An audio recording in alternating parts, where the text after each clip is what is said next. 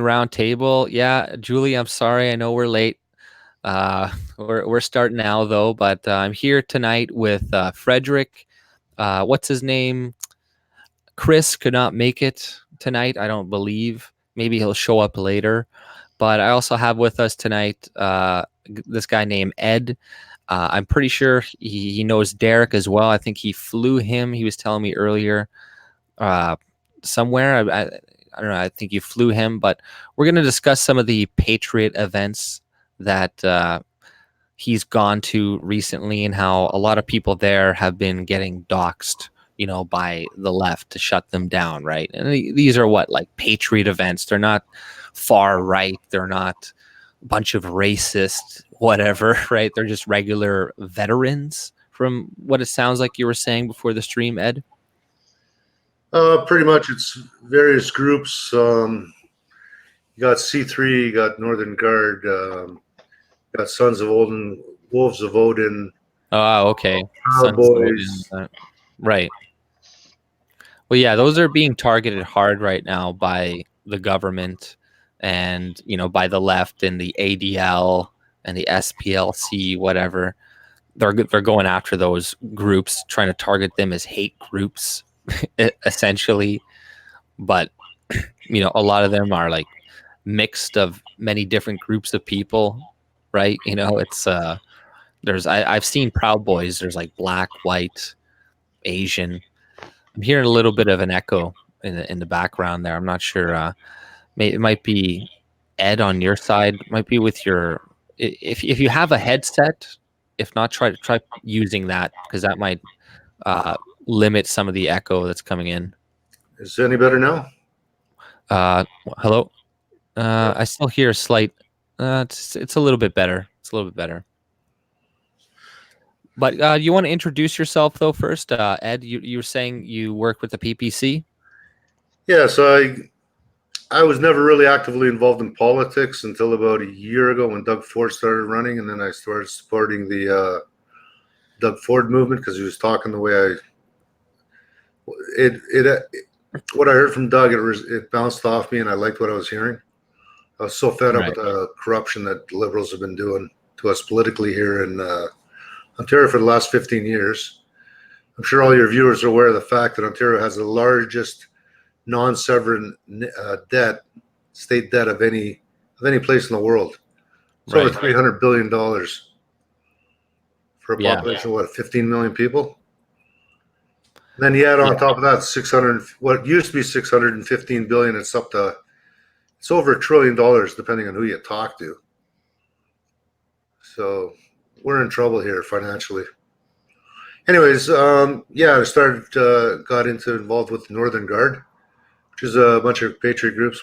We believe in protecting the Constitution, freedom of speech, and prevent old stock Canadian values. Now that makes us a hate group, if you believe that. Right. Yeah, of course. If you believe in freedom of speech and property rights and just basic shit, that pretty much makes you a white supremacist, racist now. It's crazy, but I've been seeing this happen for a while now. The left, they've been constantly trying to demonize just basic conservative principles and stuff. So, they're pushing the Overton window so far to the left that anything that's moderate barely or slightly to the right of moderate is like just scary to some people. It's ridiculous, but it's the amount of which they're going after like Proud Boys and stuff. I think there was one guy, he got 15 years in prison just recently. I think it was in America. Insane. I don't even know for what. I think some altercation with Antifa. It was saying like, oh yeah, they were, they're getting charged under like RICO laws and stuff like that, right? And for conspiring in a group or something like that, right? It's crazy. I saw one guy just today. There's a story saying that he got his guns confiscated because he said that if Antifa tried to kill him, he would like kill them back or something, right? So it's like, if I try to defend myself, you say that, they're going to be after you. They're going to like try to, the government's going to be looking into your shit, trying to take your guns away, etc. Right? So, yeah, I don't envy the situation just regular people like that have to deal with right now, right? So, that sucks. So you're saying before that a lot of people are being doxxed as well? They're starting to dox people more and more. Myself, I gave. Are you familiar with Derek's story, Noble Savages? YouTube, Facebook. Noble Savages? No. Yeah. Or how about Rick Boswick out of Ottawa? No. Facts versus feelings. No. Yeah, we gotta get out of our circles. There's a lot of other people doing a lot of amazing stuff. You do know what a yellow vester is all about. Right. Yeah, right. yeah. They've been protesting with Derek and Northern Patriot, or sorry, Patriot Canadian. I think one of the YouTubers. They were at Bass Pro Shops not too long ago, right? Don't know if those guys did a Bass Pro video, but it's possible. They're all over the place, those two guys. And they've also worked with Kevin J. Johnson, freedomreport.ca. Oh, okay. I'm still waiting for that guy to die of cancer or something, right? So I don't know.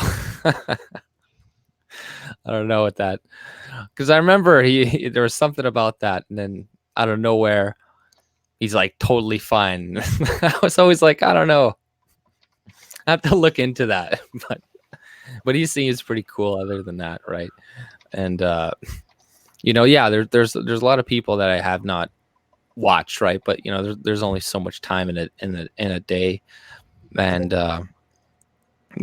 just there's so many good content creators too. Like especially in Canada now, there's a lot more than there was a year ago, 2 years ago. So that's something too. I got to start paying a little bit more attention, but to sometimes get a lot of content for my own videos, I can't watch other people's shit to the same extent, right? It's kind of like I gotta look up shit, and you know what I mean, and then you're like, okay, now I'm gonna make a video of this, etc. Right? But yeah, I don't know if you guys, do you have anything else you want to bring up about that recent what's been going on though with the Patriot player though, or the Patriot groups? You're talking to Fred or Ed, myself? Ed. Do you want to talk about what happened in Estevan with the Patriot Party this weekend? Right. Yeah, that's what you were saying, Estevan. So what happened in Estevan? So one of the instrumental organizers, one of the guys that was in the middle of this United We Roll convoy that actually happened back in end of February. I think it was February 20th, where all the trucks went from Alberta, stopped in Estevan, and went down to Thunder Bay and drove through most of Canada. We had 2 days of trucks in front of Parliament Hill. You guys must know about that. Yeah, we heard about that. Yeah. Well, one of the guys down there decided to do a Patriot Party and a fundraiser. And there's an artist / producer called Jamie Nix. I don't know if you guys ever heard of him. Jamie Nix? Jamie Nix, yeah. Canadian guy from BC. No.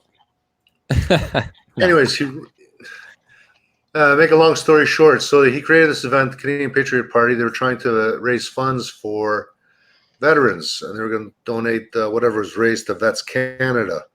Right. So they had two bands and himself playing at an arena. Oh, your mic cut out there, Ed, a little bit. It's cutting out. Keeps on muting on itself. Oh. Am I back? Yeah, now you're back. So Saturday morning they had it was a convoy. It was about 50 vehicles covered in Canadian flags, Yellow Vest logos, RIC logos, but mostly Canadian flags.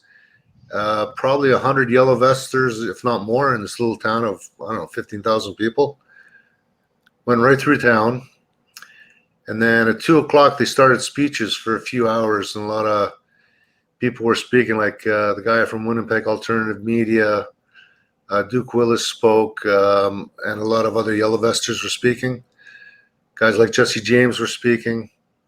I spoke for a few minutes just to tell people, if there's people you're trying to convince. Duke Willis, but I don't know. I've never seen him yet. I keep hearing Duke Willis. I gotta look him up, right? So I guess he's another. Is he a candidate, or is he a YouTuber or something? I don't know what's with this thing. Oh, you back? Can you hear me now? Yeah, Duke Willis has got a show he does on Facebook and YouTube. He's banned. He's in Facebook jail right now, so he's only on YouTube under the name of Duke Willis. He does a show Friday, Saturday, and Sunday nights, usually from 9 o'clock. They'll go anywhere from 2 hours to 4 hours.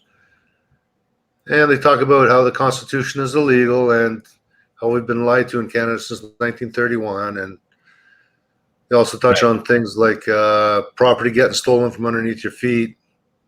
Okay. Big movement now to create a de jure government, which means a real legal government, because our government federally it's pretty much illegal. We operate under the color of law, as per se is the real law. We don't even have a real constitution. Right. So yeah. I've heard some talk about that. Right. So Trudeau brought in Charter of Rights and Freedoms. Meech Lake failed. Charlottetown Accord failed. So something's up, but we're not being told the whole story. We're actually being lied to a lot. Right. Oh, I definitely believe it. I hear echo there. Oh, okay, it's gone.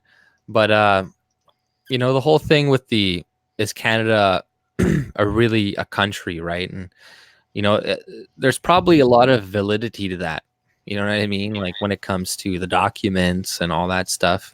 But I think it comes down to essentially, what the majority of people want. That's what's going to matter, at the end of the day, whether we have documents saying this or that.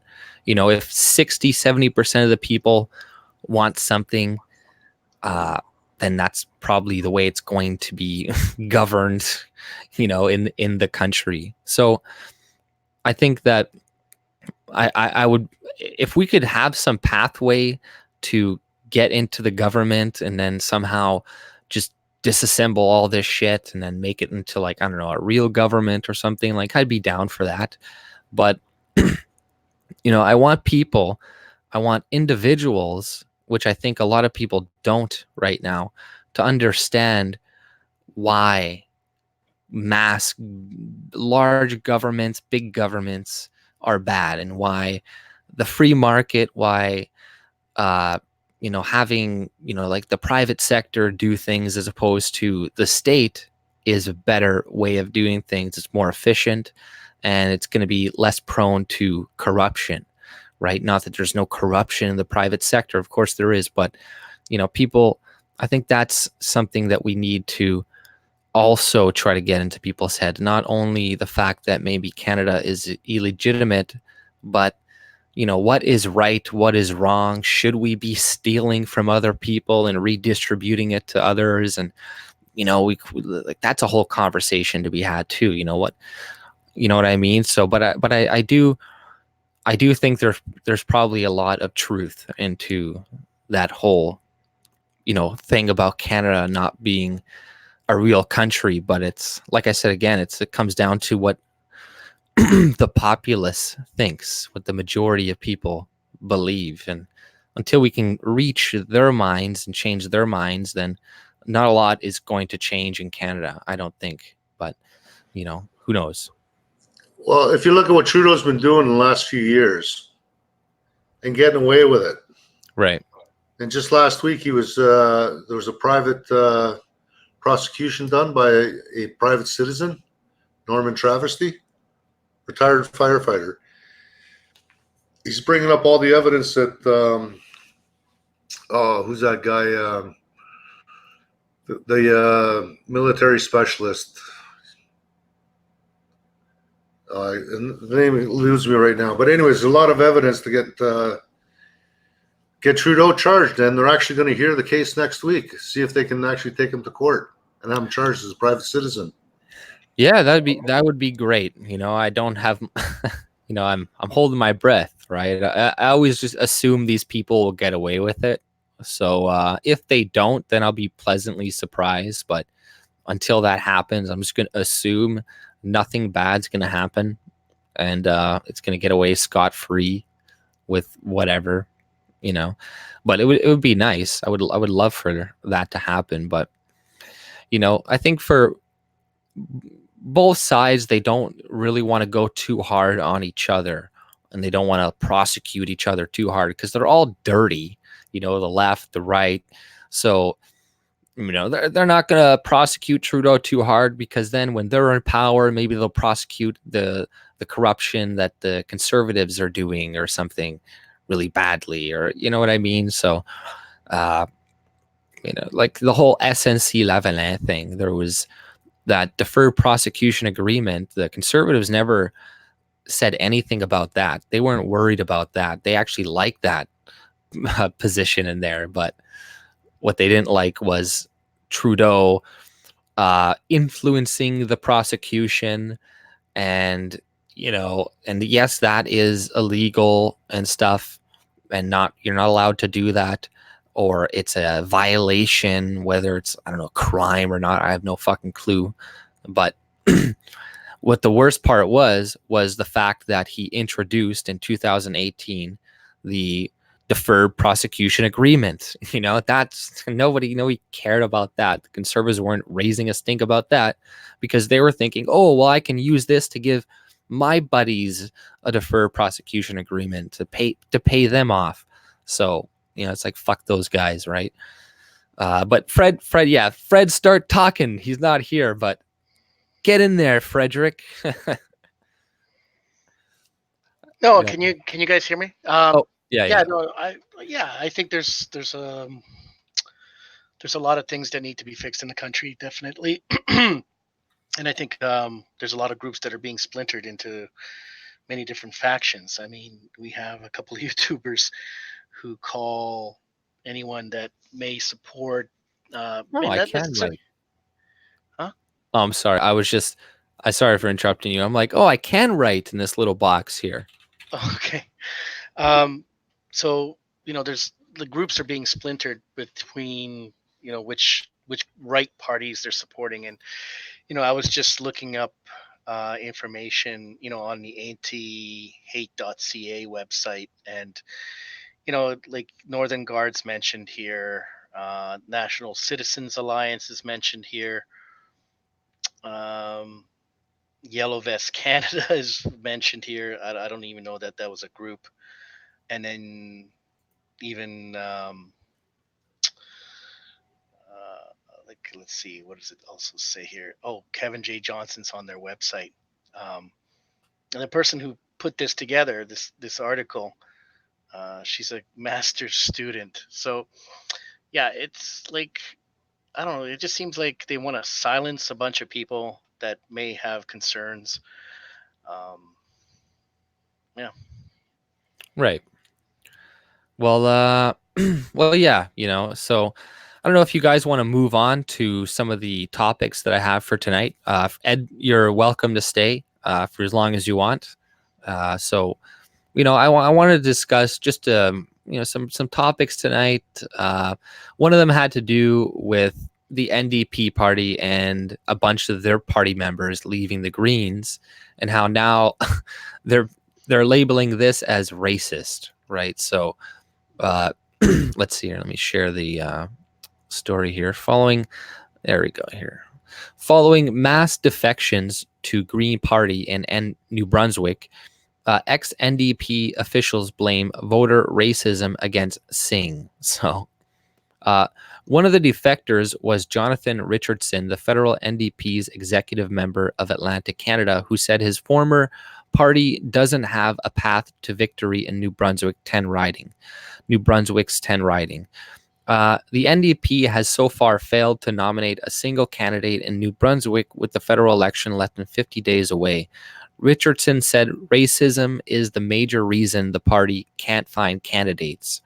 The former NDP executive member said he traveled around the province often to meet members, and the racism card came up a lot, especially in the northern part of the province.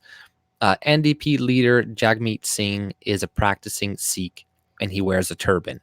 I knew this was going to be a major issue, and I did bring that to the election planning committee, that, there was going to have to be some discussion about race because it was going well, Richardson said in an interview Tuesday. He said some potential NDP candidates were hesitant to run because they thought the electorate wouldn't vote for a party whose leader wore a turban. That was probably a reason that they felt people wouldn't want to vote for them because they would hold them back, right? So this is what they think of their electorate. They're like, oh, they're just a bunch of racists. They would never vote for this Sikh guy because he has a turban and he's brown. So we're all going to go to the Green Party. When is that really the reason you left to go to the Green Party? Like, you're just going to smear these people before you go, just shit on them? Like, are you kidding me? But another reason the NDP hasn't been able to shore up its New Brunswick roster is the lack of visibility of party leader Singh. He said Jagmeet, as a leader or when he was running for leadership, has never visited New Brunswick. So maybe that's why he has no candidates in New Brunswick, because he's never visited that area either. But, to be honest, I was like, that was one of my first big thoughts. I was like, nobody's going to vote for this fucking Sikh. That's what I was thinking. And that's just my honest opinion. And probably his race and the fact that he looks like that has something to do with it. Looking so foreign and shit and running in politics and being like, well, why didn't you elect me? It's like, come on, man. Like, you haven't replaced us yet. Give us 10, 15 years until we're a minority. Then you run these candidates and shit like that, right? But 14 candidates who ran for the New Brunswick NDP in the last provincial election announced Tuesday they also were leaving to join the provincial and federal Green parties. Federal Green Party Deputy Leader Daniel Green says that defections are a sign voters increasingly see the Greens as the true vehicle in federal politics to fight climate change. So, as for Richardson's claim that racism is holding the party back in the province, Richard said in an email that is disappointing to hear, and I don't think that's true. This is not new to Jagmeet, she continued. Jagmeet has dealt with racism his whole life. Throughout his whole life, he's been told that he hasn't been able to do things because of who he is, and he has overcome it. People see the struggles he's faced and overcome and are proud of him.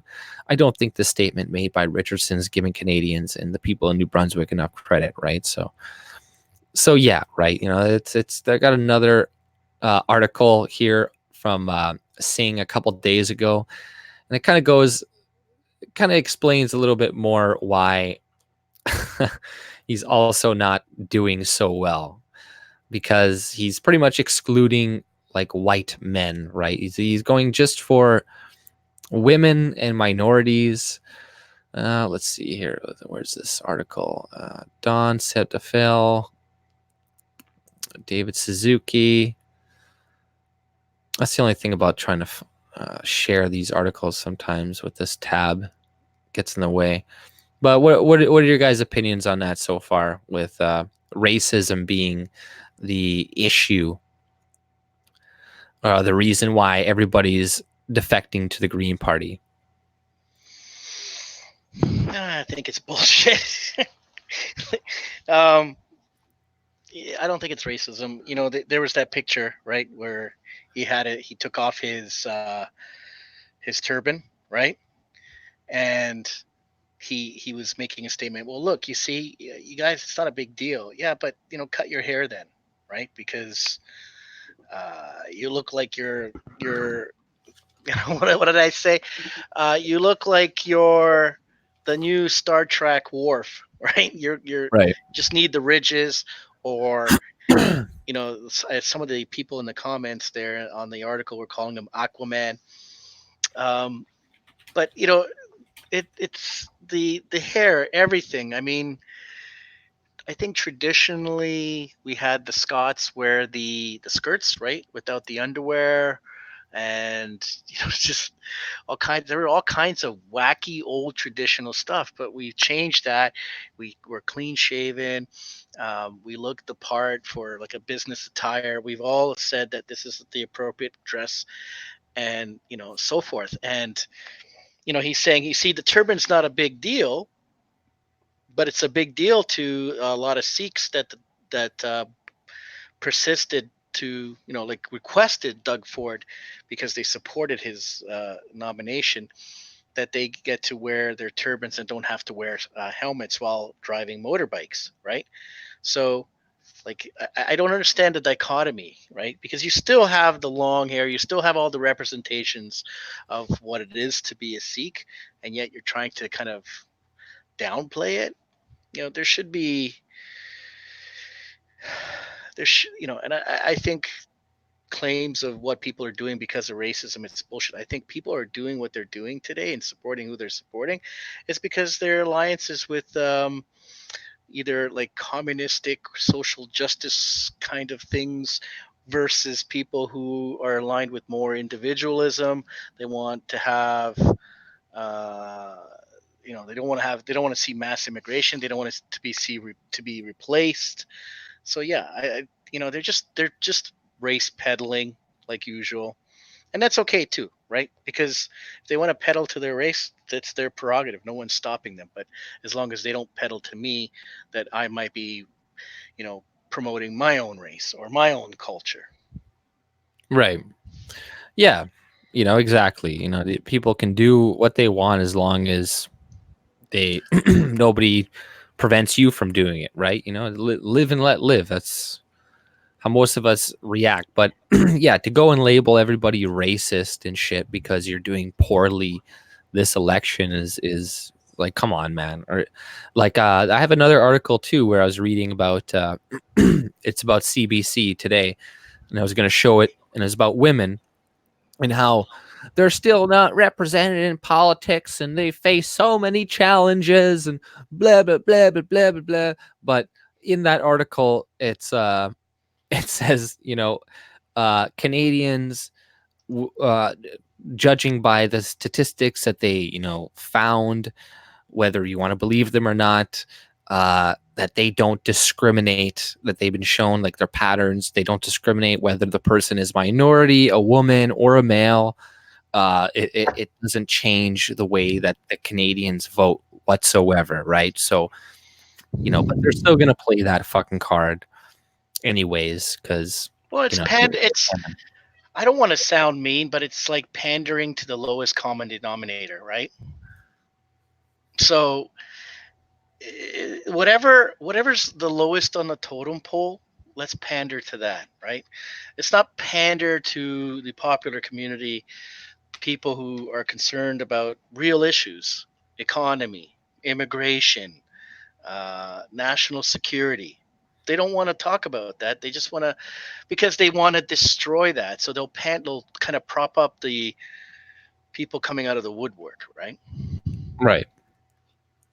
Yeah, no, exactly. But let's get back to this article here. So this is just to do kind of with Singh here. He's like, Singh's NDP trail all major parties for candidates. He seeks more women minorities.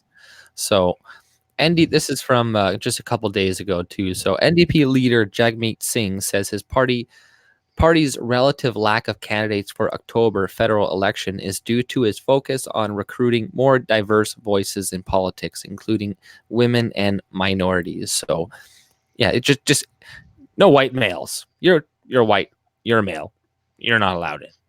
So maybe that's why you only have 147 people so far, you dumbass.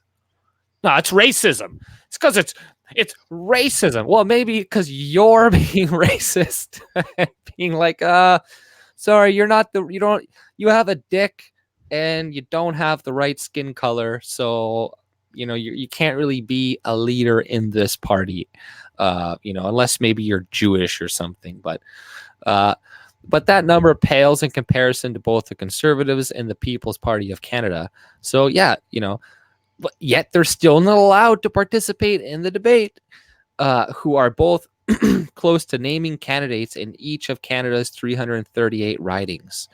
And then, the the Green Party and the Liberals have 274, 273. And I said this too a while ago. I said the Green Party was going to rise, was going to you did. better. That was a good call. Singh said he's not worried, despite having difficulty attracting the kinds of candidates he wants, particularly women. It's a lot harder to recruit many women who are so qualified and so capable, but don't see themselves as leaders, and they won't say yes on the first try, he said. It takes multiple attempts to encourage women to come forward because there's such a tradition of men being in politics. It takes work to change the status quo. Singh said his efforts are paying off. More than half of candidates are women, while 8% are Indigenous. Several other candidates identify as a bunch of letters, and several other minorities are represented. So the bunch of letters is the gays and shit. So the party is also facing a near record percentage of retirement this year. Just over 33% of New Democrats MPs who were elected in 2015 chose not to run again. Well, it's because they're racist. So well, how come they're putting the blame on the electorate? Because they were saying, oh, well, we don't want to run because we don't think the people in our riding would vote for us because you're brown. It's like maybe you're just the racist. Maybe you don't like it. Now you're just blaming us, you fucking assholes. Well, they're playing the white guilt card. You want to guilt all the white people coming out and voting for him. You got to wait. If you don't vote for us, you're a racist, right? The fact that the guy can't even get it to India because he's sides with the Khalistanis and that terrorist group. People will still remember the Air India bombing back in 84 or 85. We're not idiots. Right. I don't know if he had anything to do with that. but nonetheless, he's also, if you just listen to his messaging as well, it's they're blaming it, they'll get some diversity hire like him, throw him in there, and then he'll go so far left, even wackier than what the NDP are used to, and then they'll be like, maybe I don't want to vote, or maybe the people in NDP don't like being told that they're privileged and that they're too white and they're too this and too that, right? Because all the minorities and stuff a lot of them are in the Liberal Party and stuff, and less so, more so in the NDP as well, but less so in the Greens. So you're going to start to see the Greens being labeled soon as racist and anti-Semites very soon. If it's already happening, I'm pretty sure. I've already seen a couple things just today, I think, about Elizabeth May and being an anti-Semite or something like that, right? So, you're going to see them start to be labeled that more in the future. But let's see what else here I got on the store for you guys. I got this one video from, what do you call it? The Patriot Act from Netflix. And which one? The one about Trudeau? Yeah, it's got Trudeau on it.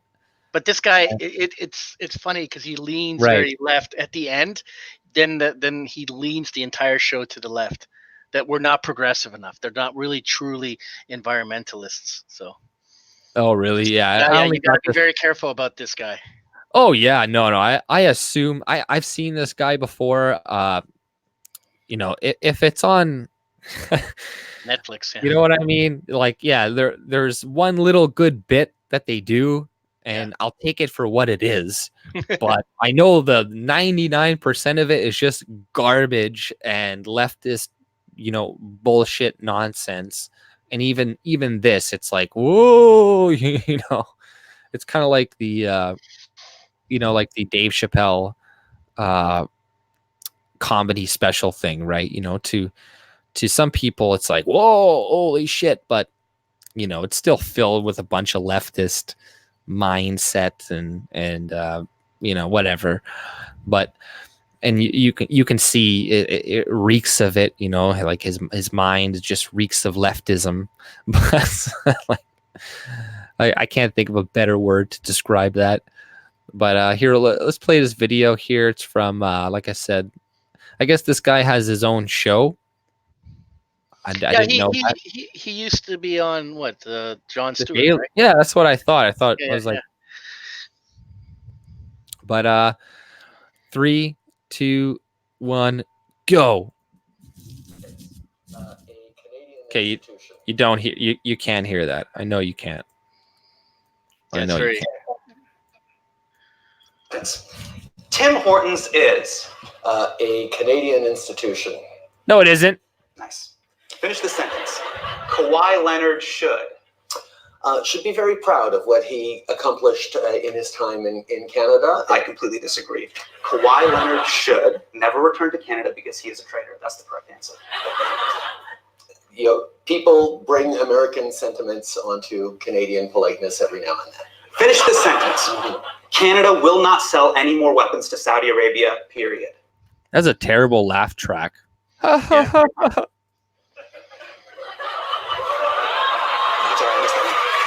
Canada will not sell any more weapons to Saudi Arabia. You said 9 months ago you guys would be examining it, and it takes about 3 months to study for the LSAT, so that's a pretty good examination time. You could announce it right here, right now. We're canceling the deal. We got it right here, wild on camera. We take our legal responsibilities and the breaking of contracts very seriously in this country. I'm telling you, they watch it, bro. But they really watch it. Only when it's not SNC Lavalin. Well, yeah, like it's they're gonna talk to him about Saudi Arabia because they're trying to, smear Trump with Saudi Arabia and America constantly with but he doesn't care about the journalist that was killed there.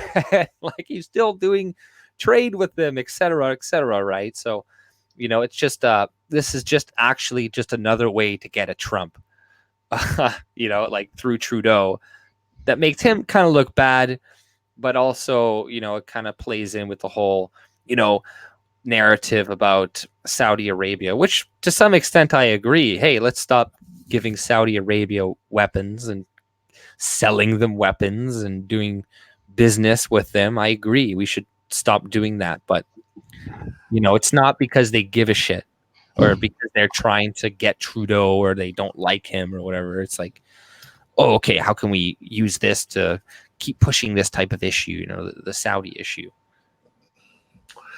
So, AJ. Oh, go ahead. Sorry if I can interrupt. So we stopped selling to Saudi Arabia.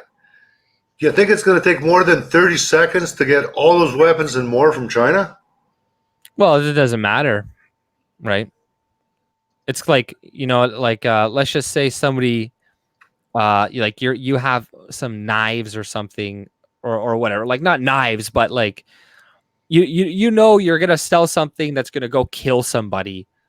You're probably not going to go sell it to them, right? If somebody comes up to you like, I'm going to go murder those people with this, you're like, nah, I couldn't live with myself. I sold you this. And then you went and murdered those people with it. Like, if China wants to do that, okay, but we should stop trading with China as well. We should look for new trading partners. What are we doing? First of all, when it comes to Saudi Arabia, we could be producing our own oil in Alberta, but we're buying billions of dollars worth of oil from Saudi Arabia each and every year. And then we got all their students coming over here, coming in and then getting birth tourism. So then they go and they get born here. They can come, they have dual citizenship. They come, they rape girls here. They go back to their country and shit. Fuck Saudi Arabia. Fuck that country. Fuck everything about them. We should be squeezing them like we should be squeezing China. The same way. People will be like, no, we have to trade with them. No, we don't. There's other trade. We could trade with India, Taiwan. There are plenty of people we could trade with. They're enemies, specifically. Let me ask you this. Why do we need to trade with anybody? We have everything we need in Canada. That too, right? And with greenhouse technology, fruits and vegetables would be a little bit more expensive. Well, it's, there's I think there's a place for trade. I think there is a place for it.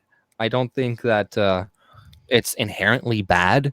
I don't think we should be complete protectionist, because that could fuck us over as well.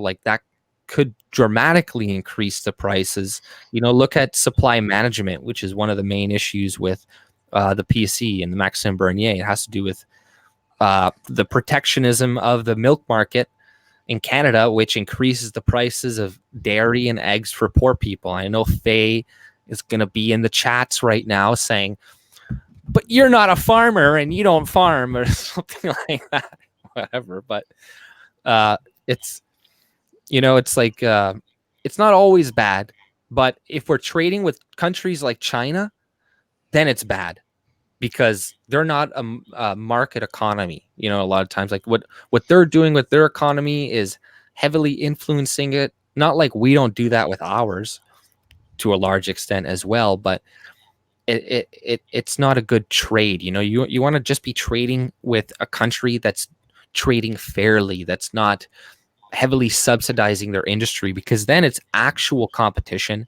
Then you're actually getting a cheaper price, and you're actually getting a good product for the best product for the cheapest price, and everybody in both countries are going to win out and are going to do good. But it's only bad when, like you said, you're trading with China, you're trading with these countries that, or what do you call it, fluctuate their money or something, or inflate their money to huge extents and whatever, right? So it's not good with that. That's why we need smart leaders who know what the fuck they're doing in office. And that's the reason why Max won't be allowed to debate. You hit the nail right on the head there. Smart leaders. Right. Yeah, exactly. Right. And one of the PPCs, if I can give them a plug, it's their economic policy. One of the policies is to have freer trade, but it's got to be reciprocal. They're not going to stand for us bringing in gazillions of dollars of Chinese goods and then them buying 10 grand off us. That's not going to fly. It's got to be beneficial to both parties, or we don't do it. But you won't hear about that in the MSM, will you? Right. No, exactly. You're not going to hear any of that stuff. And this all goes back to why the left is getting so loony, calling everyone racists. And what are you going to do? You're on your last feet. People are starting to wake up. They're getting fed up with the political correctness, which is nothing more than a disguise for socialist / communism. They've seen what's going on down in Venezuela, even though we're getting minimal coverage of that up here.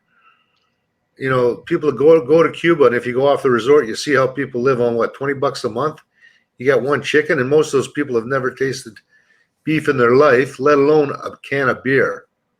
Yeah, socialism is wonderful, isn't it? Yeah, I know. Like the only people that get all the meat are the tourists and shit. If you're a tourist, elite. Yeah, if you're an elite, you're a tourist, then you can eat meat every day. But other than that, maybe once a month or something like that. Like I knew somebody who lived in Cuba and who goes back there oftentimes, right? And that's the way it is. But hey, at least they're all thin and stuff. They don't have obesity there, and there's not a lot of AIDS and HIV because Castro gets rid of them and stuff, right? But no, Hep C is pretty. There's a lot of Hep C down there, and there is a lot of AIDS down there. Be careful. No. Castro gets rid of them. Yes, that's true. That little tiny island has some of the most educated people, very aware about what's happening on an international level, and they have screenings almost, I think it's every quarter. So they have a pretty good medical system. It's just that they're not allowed to commerce. Like when I was in Cuba like 7 times, right? I was in Camagüey and Veradero and Punta Plata, some other places. And you know what? We went to a little market in Matanzas. You know what they have there? This is their fucking market. They had a couple of pineapples. some coconuts, a little bit of tomatoes. That's it. And we met a family there that plays the guitar there for the guests at one of the hotels, and she like they eat pork rinds. That's what they live on. So good people, but just and they really don't like communism. It's just they're kind of forced to accept it. Yeah. Well, just like I'm a Canadian and I'm forced to accept the socialist country socialist dictatorship that we live in. I don't like it either. That's why I'm standing up. I'm fed up. Writing's on the wall for me. I know I'm not going to have a pension. Right. When I was a kid, you used to break a leg. You used to walk into the hospital, get your x-rays and cast, and be out for an hour and a half. Cut yourself and get stitches done in 15, 20 minutes. Now it takes half a day before you even see the doctor. Right. Yeah, exactly. Well, we have a huge influx of people. It's not sustainable. We can't handle the amount of people, and it's just really simple too. It's really simple. We just have too many people. We're bringing in too many. Can't handle it. You know what I mean? Like we could have some idea of functionality in the past where it somewhat worked when there was not so many people flooding into the system. Whereas now it's just, we can't handle it. You got shelters in Toronto and Winnipeg here and other places that are overflowing. They're putting people in libraries and shit. Like we can't continue to do this. But they don't listen. Every single article I read every other day, it's well, by 2050 we're going to be a minority, so we need to bring in all these people, and this and this and that. We need this, and stop complaining about it. Shut up. We need these people. And you're like, okay. And if you do try to point out the ones that are just leeching off the system, then actually the immigrants make way more than Canadians and this and that. It's like, well, maybe that's the case, but can we at least point out the ones that are not, and that are coming in and leeching off the system, that are not pulling their fair weight, are doing all this shit? It's like, no. You can't do that. You can't, because then you'd be a racist. Back in, I think it's 1932 or 1933, in Nazi Germany, when the Nazis were rising in power, Hitler ran out everybody from the Frankfurt School. And the Frankfurt School was known for pushing communist doctrine, communist values. And they're a sneaky bunch of bastards. They came to the States. So this has been festering in the States through the universities. And this is the indoctrination that's filtered up through the universities. It took 50, 60 years to get to the point where we're at today. Look at the loony left in the States. You ever watch a Democratic convention? Hi, I'm Ed. I identify as he, him. I'm from Markham. I'm sensitive to hearing. And I'd love it if you guys would turn down your voice just a little bit and wave your hands instead of applauding. Like, give me a freaking break, right? Right. Meanwhile, there's safe spaces and quiet rooms in other places of the convention. Like, come on, man. Well, yeah, they click their fingers. That's what it is. They click. You click their fingers, right? So yeah. But anyways, this has been brewing for years. This is what brought you first wave, second wave, and now we're in third wave feminism. We got declining populations because we've all been sold a bill of goods from these socialist communists, but they snuck it in quietly, the boiling frog kind of routine. And here we are in 2019, about to lose our country. Right. But I gotta change the. I gotta finish this video so people don't have to look at Trudeau's face anymore, because the people are complaining about it. So let's keep spitting on the screen. yeah. I'm gonna get rid of this once it's done. Okay, what does that mean? And what makes him so sure? I don't know. I don't remember anymore. What was he saying? But yeah, I'll get rid of that. Let's see here. I got another video from the David Suzuki Foundation, I believe, or some David Suzuki group. And like, the lengths that these people are going right now to try to get people to vote is truly fucking crazy. Like 16 is crazy. 16 year Yes. 8. It says 8 to 18. The David Suzuki Foundation wants to get kids to vote. But I have another article by them too afterwards to read up, just because it kind of ties into this a little bit. David Suzuki, and the article is environment champions want voters to make climate their main priority this fall. So it talks about David Suzuki and whatever, right? But I just found it funny, like environment champions, like these people who are environment champions who often fly in private jets, just like Prince Harry and his fucking black girlfriend did just the other day. And then they went and lectured the whole world about climate change. David Suzuki has how many fucking homes? How many homes does this guy fucking have? And obviously, no. Rules for me, but not for thee, or rules for thee, but not for me, or you know what I mean? Like, they have rules for us, but not for them. They can fly around, they can do whatever they want, they can own 6-7 houses and not feel bad about it. But then they're going to come and lecture everybody to try to make them feel horrible, tell you the world is burning on fire and you got to do something about it. Throw some little retarded autistic girl in front of you and say, you better not say anything about her, or we're going to call you an asshole because you're being mean to a little retarded girl. And you're like, fucking, like, Jesus Christ, man. Like, this is stupid. Now they want kids the age of 8 to vote because that's the only person or the only age group that buys their bullshit, or that's actually scared that that the world is going to burn, or actually believes it. So, you ask little children, these little, like, it's horrible what they're doing, these 8-year-old, 9-year-old kids. And I've seen a couple of videos where this one girl, she's crying, bawling her eyes out because she's like, the world's going to end in 11 years if we don't do anything about it. We're all going to die and we're going to burn and die in fire. And you're just like, Jesus Christ, stop lying to these fucking children. They're not that's not going to happen to them. They're not, unless they, I don't know, maybe get in a fiery car crash or something. Other than that, they should be fine. So, it's a lunacy, but. Well, they're using children, right? Because that's how you warp the minds of the young, right? You scare them. I mean, when I was a kid, if anybody remembers, the 70s and 80s, it was always the Cold War, right? And they always put that fear into the kids. I don't know what we're going to do. The Russians are going to send nukes to us and shit like that, right?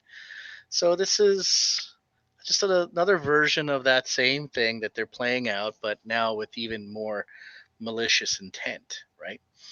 Right. The Catholic school where I went to for high school, I left there, and my younger brother and sister, for religion class, it's Catholic high school, they had to go protest out in Etobicoke one afternoon where they were building I think it was the Exocet missile. And right. I freaked out because I was working on the rocket, doing quality control on the rocket nozzles for the Exocet missiles in Pickering at the same time. I found out about it after the fact. I was so livid, I was ready to strangle the bastard. And then we had a nice long talk about, defense. Why do we even have to build these missiles? What are we going to do? And look at the whole big picture. Okay, being a Catholic, you're not supposed to kill other people. But it doesn't say anything about not defending yourself now, does it? Right. Well, I guess it says turn the other cheek. I don't know. But yeah, I don't think it says anything about not defending yourself, but I'm not a Christian. I used to be Catholic, now I'm like an atheist, but I think that I'm not an expert, so I couldn't tell you if it said that, but I just think it's basic. I think you should defend yourself.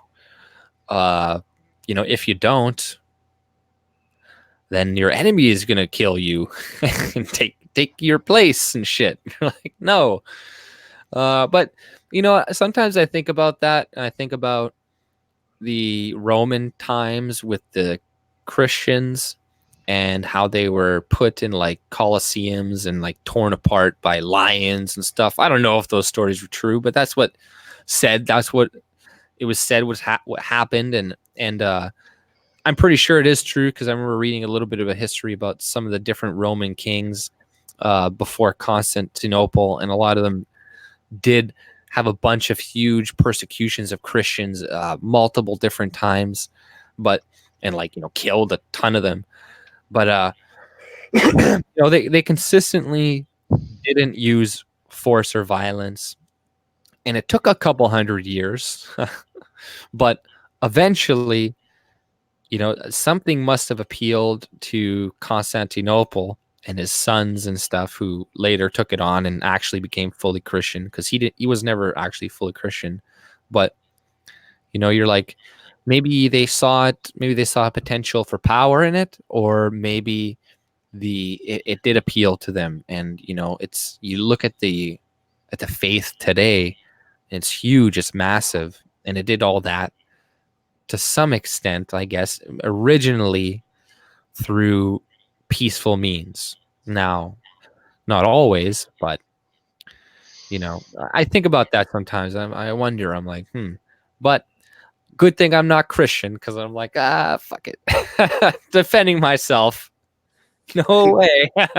Did they ever teach you in Europe how from about the 670, 675 AD till about the 1600s, and it was actually the Gates of Vienna where they actually put an end to it, the Barbary pilots, which were all from Islamic countries in the Middle East, would sail the Mediterranean and rape and pillage and take European brides and enslave Europeans.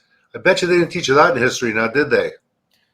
Right. No, obviously. This only went on for 800 years. The Dark Ages. Right. Well, they're only going to teach us our negative history because they don't want us to have a full context of what the world is really like. I saw an article just the other day where it said the majority of Americans believe that America started slavery. And you're like, they think, they're like, oh, chattel slavery, blah, blah, blah, blah, blah. So you're just like, oh my God, are you like, these people are deluded, they're stupid, they're dumb, and they want to keep us that fucking ignorant because, like I said, they don't want us to have a broader context of reality.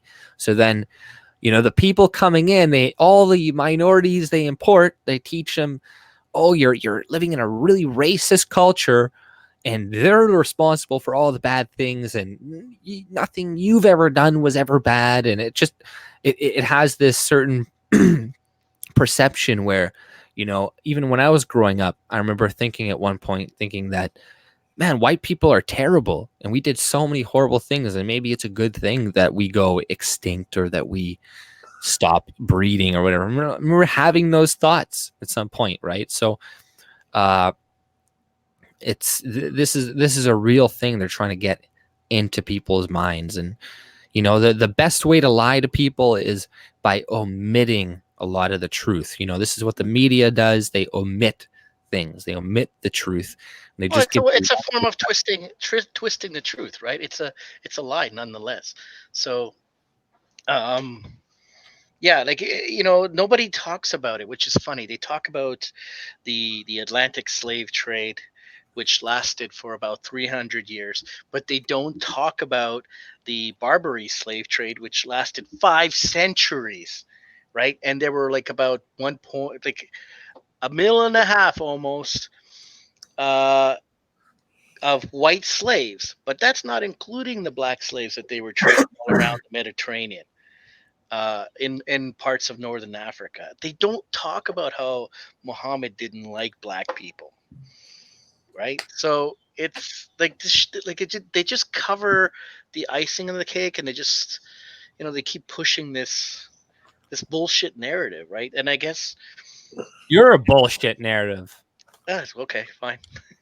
Well, no, there's bullshit narrative goes all the way back again to the Frankfurt School. That's when it all came to North America, 1933, 1934. And this has been festering, and it's Communist Manifesto, and this is how they pull all this nonsense on us. Well, it goes to Edward Bernays too, right? And then just to give you an idea of what how history in some cultures still exists, if you go to modern day Slovenia, the last weekend of April, they still have huge campfires on the highest hills in every local area, just to remind the people of what the Muslim hordes were like. Now, it hasn't happened in 300 years, but the people will not forget. Yeah, there's a Hall of Skulls in Serbia there, where they were the front lines against the Turks invading Europeans. Right. Well, yeah, here, CC mentioned it. Ed Bernays' nephew does run Netflix. That is correct. All right. Well, let's play this David Suzuki video here. Okay, so this is 18 to 8 or 8 to 18. All right. And yeah, I thought it was like an Onion video at first, like one of these jokes. And look at they're using two gingers. I thought they didn't do that anymore. I thought they weren't going to use those kids in ads anymore. I don't know why they are, but well, gingers are a dying breed. Might as well. Yeah, it's really kind of grossing me out, but I guess I'll watch it anyways. And you're a threat. How many years do we have left? Excuse me, do you guys have a moment to talk about climate change? So this is it, HQ, or headquarters for those who don't know. Every part of the machine is integral. Can't save the world without coffee. And naps. We polled kids across Canada and asked them to rank election issues in order of priority. 74% ranks climate change. I don't want to be mean, but I don't know if that's a girl or a guy. Is the issue most important to them. Climate scientists are now saying we only have 12 years left to act if we want to avoid catastrophic damage. Downtown. That's why we're lobbying the federal government to lower the voting age from 18 to 8. Let the kids vote! Let the kids vote! Let the kids vote! Let the kids vote! The future. Work together. Sorry, it's just a little pitchy, so let's try it again. You're pitchy. Okay, from the top. I need a bong rip. They are the future. They deserve the same. If we work together, we can lower the voting age. 1, 2, 3, 4. Climate change is not a force. This guy can vote, and I can't. These kids are not here to kid around. Let the kids vote. Let the kids vote. Let the kids vote. Let kids vote. Let the kids vote. No.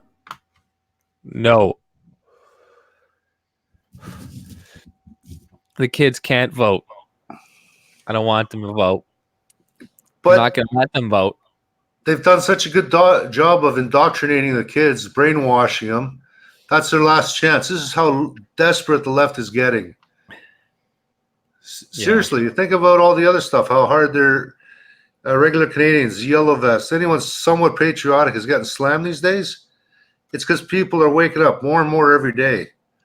And I think we're in for a pleasant surprise come October with the PPC getting a majority. The majority? I don't think so. I would love that. I'd love that to happen.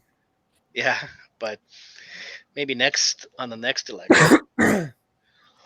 You know what? Like we gotta, anything's possible. Anything's possible, right? So, like I don't think they're gonna win this time around, but I think that they're gonna make a splash at the very least, or hopefully they do.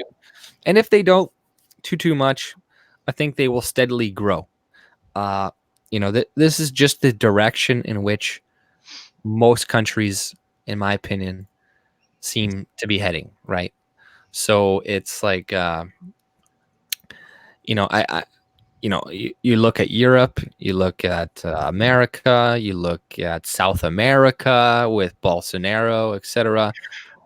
Europe with Salvini, and all these populist parties in Germany that are on the rise, and Sweden that are on the rise, and every country that you can essentially think of right now, Nigel Farage's party, etc. There's problems with all those parties, etc. Not all perfect, but it is the people are starting to dislike this whole globalism shit.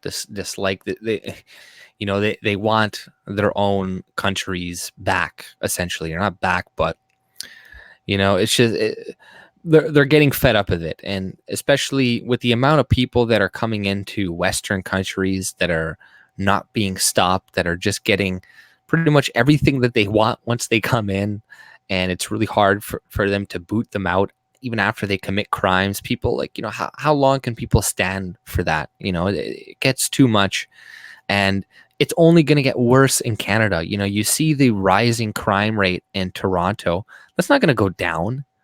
Why would it go down?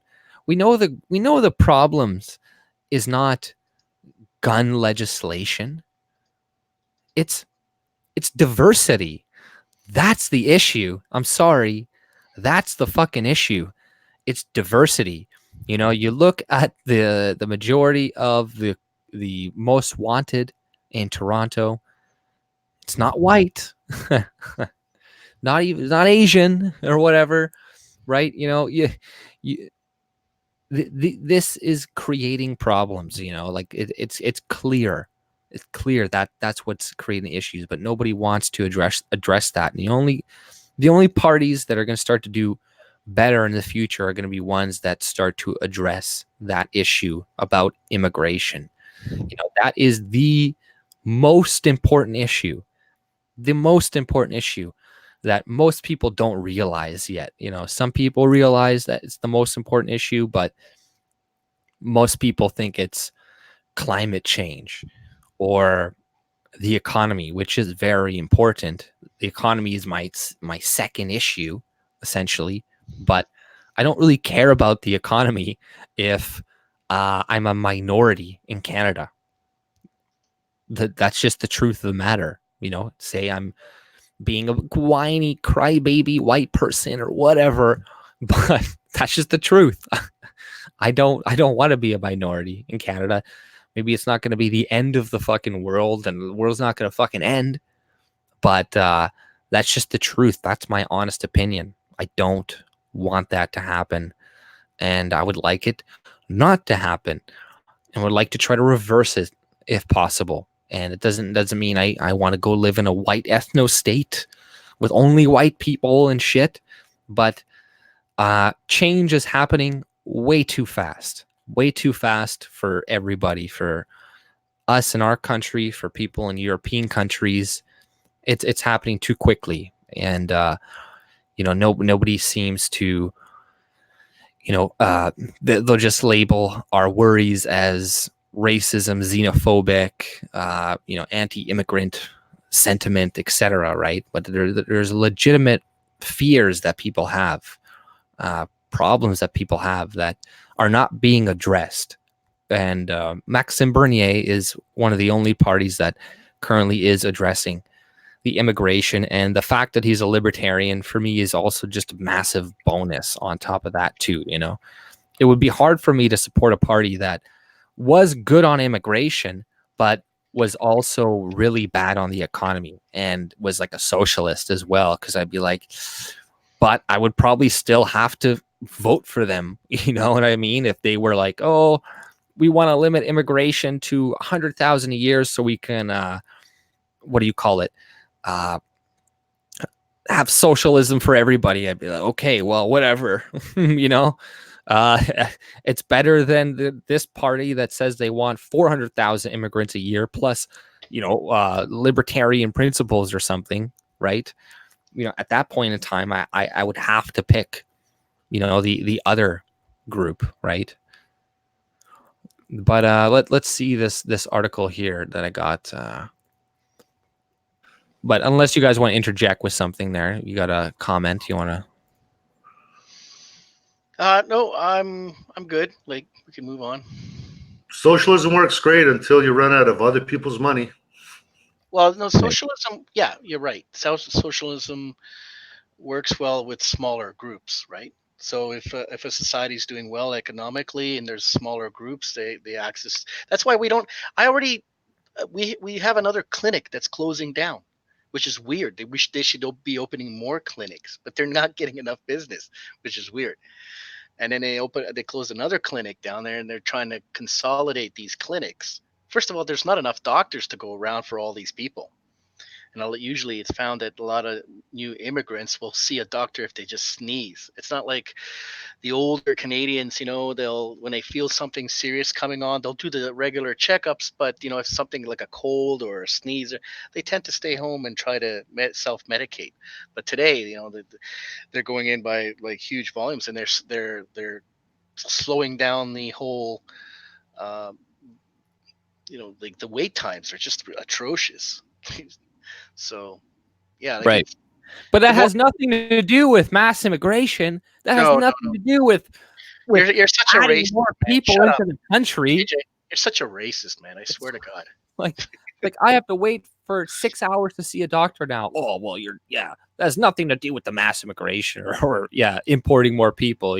Just shut up about that.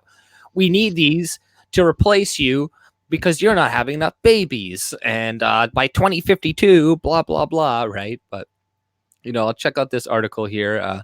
I just highlighted some of the more key parts. So, environment champions want voters to make climate their main priority this fall.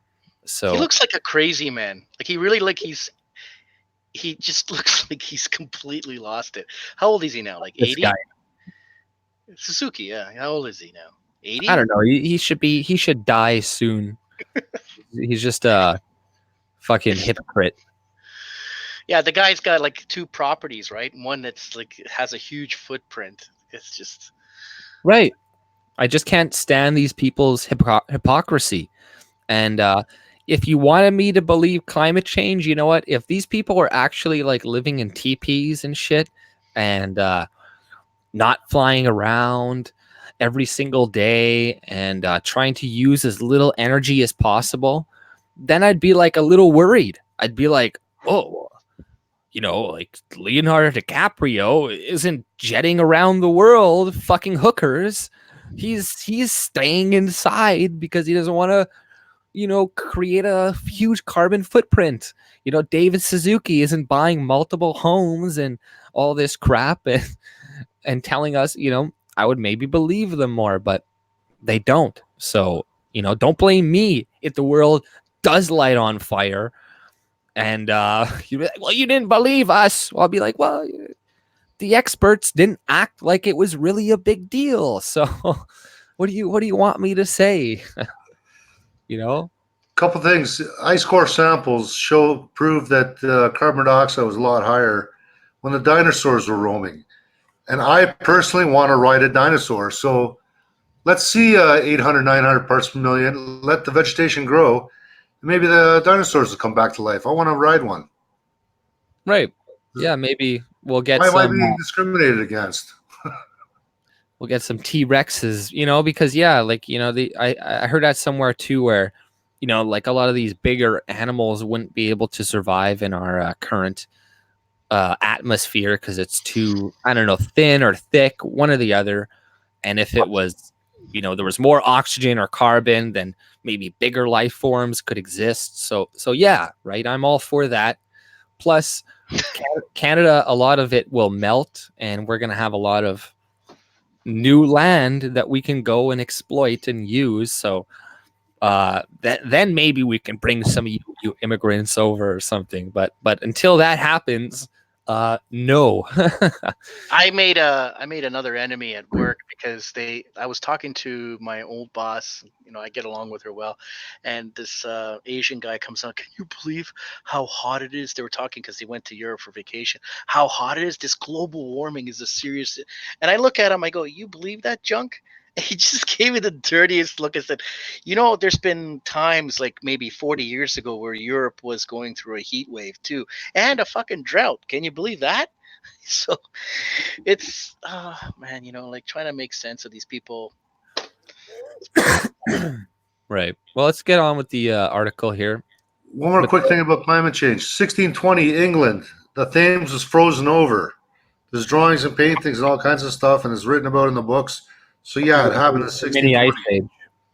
Yeah, the mini ice age. Yeah. That was during the medieval period, right? Yeah. So, and we did have most of North America was covered with an ice sheet way back when, what, 10,000 years ago? Well, you know what? There's an article from AP News from 1989 that says if we don't change everything by year 2000, the world's going to be in irreversible damage and we're all going to be fucked, blah, blah, blah, saying pretty much verbatim the stuff that is being said right now. And, that one was off by 20 years about right now so far, pretty close to 20 years. So, how accurate are these people's predictions so far? Not really good. I'm pretty sure, I think it was in the 80s or something too. They were saying there was going to be a mini ice age and shit happening at that point. So, these things a lot of the times are just to scare us to give up our money to the elites, so then they can go and do with it what they will. I don't know. Give it to the Paris Climate Accord, and then that will. Then they'll give all that money to third world countries or something like that to do whatever the fuck they want to do with it, right?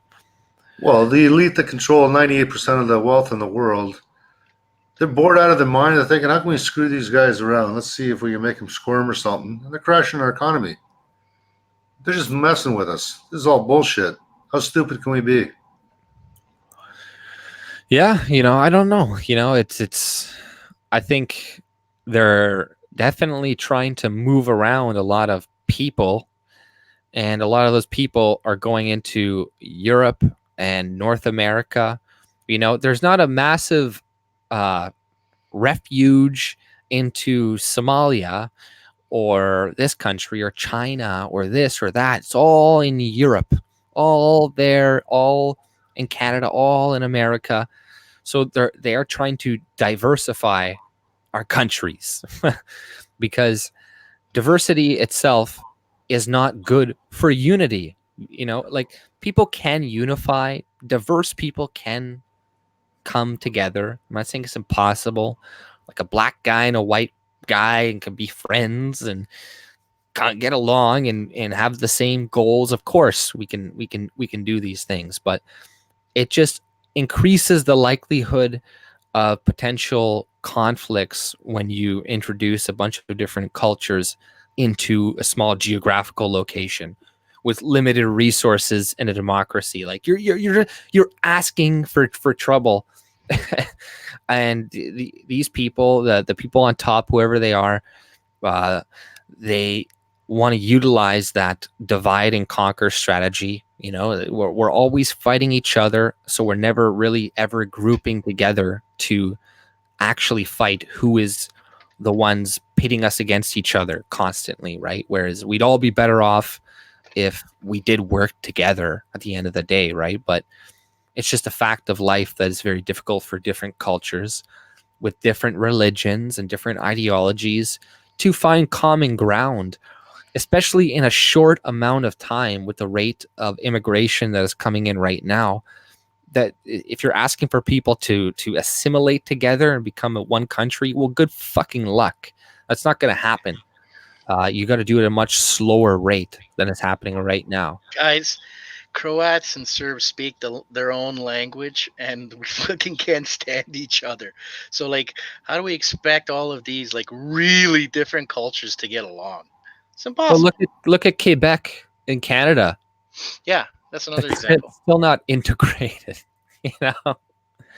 Still not integrated. It's been fucking 300 years since French and English people have been here, right? So it doesn't work. It's the Marxists, the communists, they tried the whole the proletariat or the bourgeois are holding you down, but capitalism worked way too well, and poor people started doing well and started making more money and moving to the middle class, and their bosses started paying them more money. So it was really hard to be like, hey, this guy's a fucking asshole. They're like, oh really?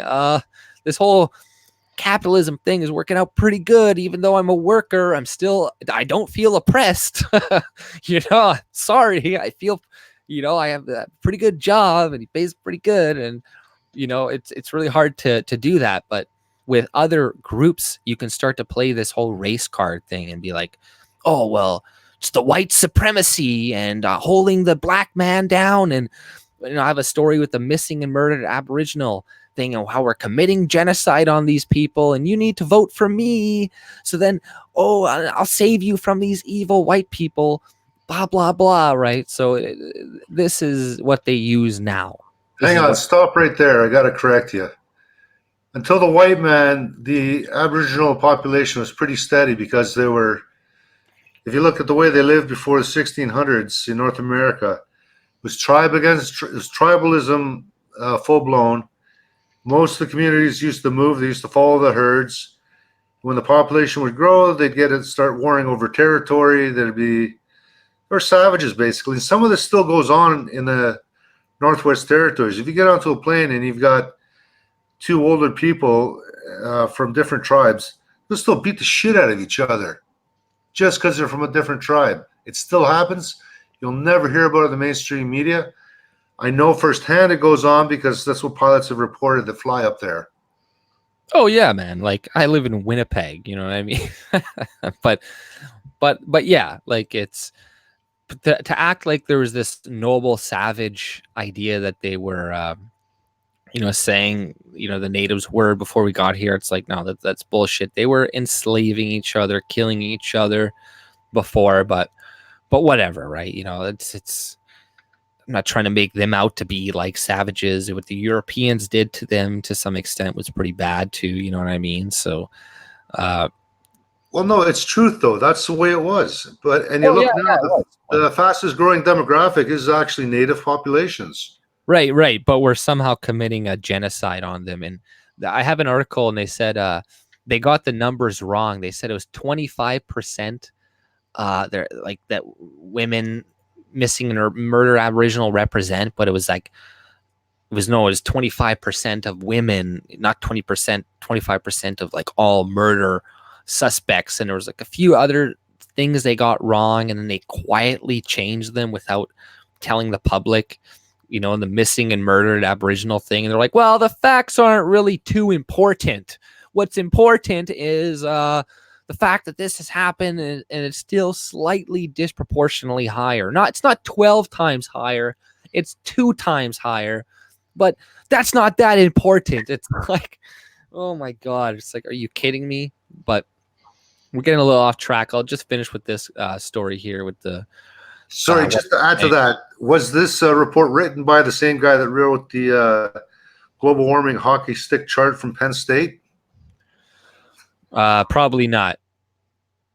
I don't know who this is. I don't know who the author of this article is, but this is just I don't know, September. I don't know. I'm not sure who it is, but Lewis is a former ambassador of Canada to United Nations, deputy director of UNICEF and campaign on HIV and AIDS in Africa. He and a longtime environmentalist, David Suzuki, are joining to run a series of campaign period talks aimed at encouraging young people to stand up and make this election entirely about saving the planet from what Lewis calls self-immolation. I wonder if David Suzuki is getting paid like a lot of money by like the Chinese government or something. Although both have been directly or indirectly affiliated with left of center political movements in the past, neither wants to be drawn into what the hell is this share quote shit? What the fuck? No, I'm not gonna share a quote. It becomes an issue that is no longer a partisan issue of whether the right or left have the right policy, said Suzuki. It's now something we have to embrace as a nation. We have to address it if it is, I don't know, what is this bullshit? But for many, environment leaders deciding whether to plant their support this fall is major conundrum. Neither of the two leading parties has plans that would even hit Canada's relatively timid emissions reductions target. The idea of a conservative government running, but you'll see they're really mad about Trudeau buying the pipeline. But at the same time, the Liberal government's current plan to allow oil and gas production to increase, and in fact to even facilitate that by buying the Trans Mountain pipeline and improving LNG Canada, is an incredible lack of whatever. I worry it is going to have a significant impact on, once again, splitting the progressive vote. So, see, they're worried about splitting the vote too. So yeah, but when they say progressive, that means a communist. When you hear progressive, it's communist vote. Well, yeah, leftist vote. Yeah, they're communists. We know that.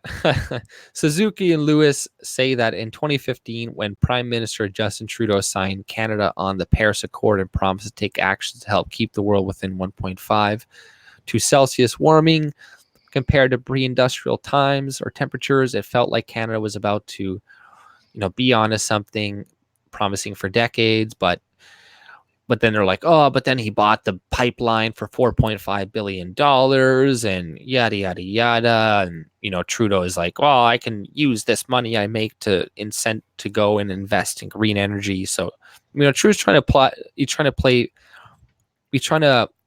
the middle and be the best of both worlds, to say he's like, oh, I'm doing all this for the environment, but at the same time, buying a pipeline. But he didn't even need to buy it. He fucked that deal up to begin with. And now he looks bad. He should have just not fucked it up. Then they could have not wasted $4.5 billion. But I guess maybe they wanted to buy it. Maybe that was his plan. So then he could sell it to the Aboriginal groups, because I saw there is already an Aboriginal group saying that they want to purchase like a large percentage of the pipeline. So you're like, okay, where did this Aboriginal group get all their fucking money to buy this pipeline? Like that's a huge expense. And somehow this Métis Federation or this Aboriginal Federation of Canada can somehow buy it. And you're like, what? You're like, was this the plan to begin with? Like, what the fuck? But, for the fact that these people live in houses and drive and fly in jets and have, multiple vehicles, and clearly they're being paid by some foreign government, maybe the Tides Foundation, maybe this, maybe that, to promote this type of shit, because they sure as hell don't fucking believe it. So they're obviously getting a lot of money to come and lie to people, lie to children, like this scumbag. And I want kids to make it the number one election issue of this year. And it's like, like, what the fuck? Stop propagandizing little children, especially like that little autistic girl and shit, right? It's ridiculous what they're doing with kids. But it's nothing new. They're gonna keep doing it, like they did with the shootings that happen. They're gonna use those kids, the next kids that come around that are well at speaking and whatnot. But so I got another video I want to show that I thought was kind of interesting. I have an article. Yeah. If you want to, yeah. Oh, is that okay? Yeah. Just give me a sec. I'm gonna share my screen.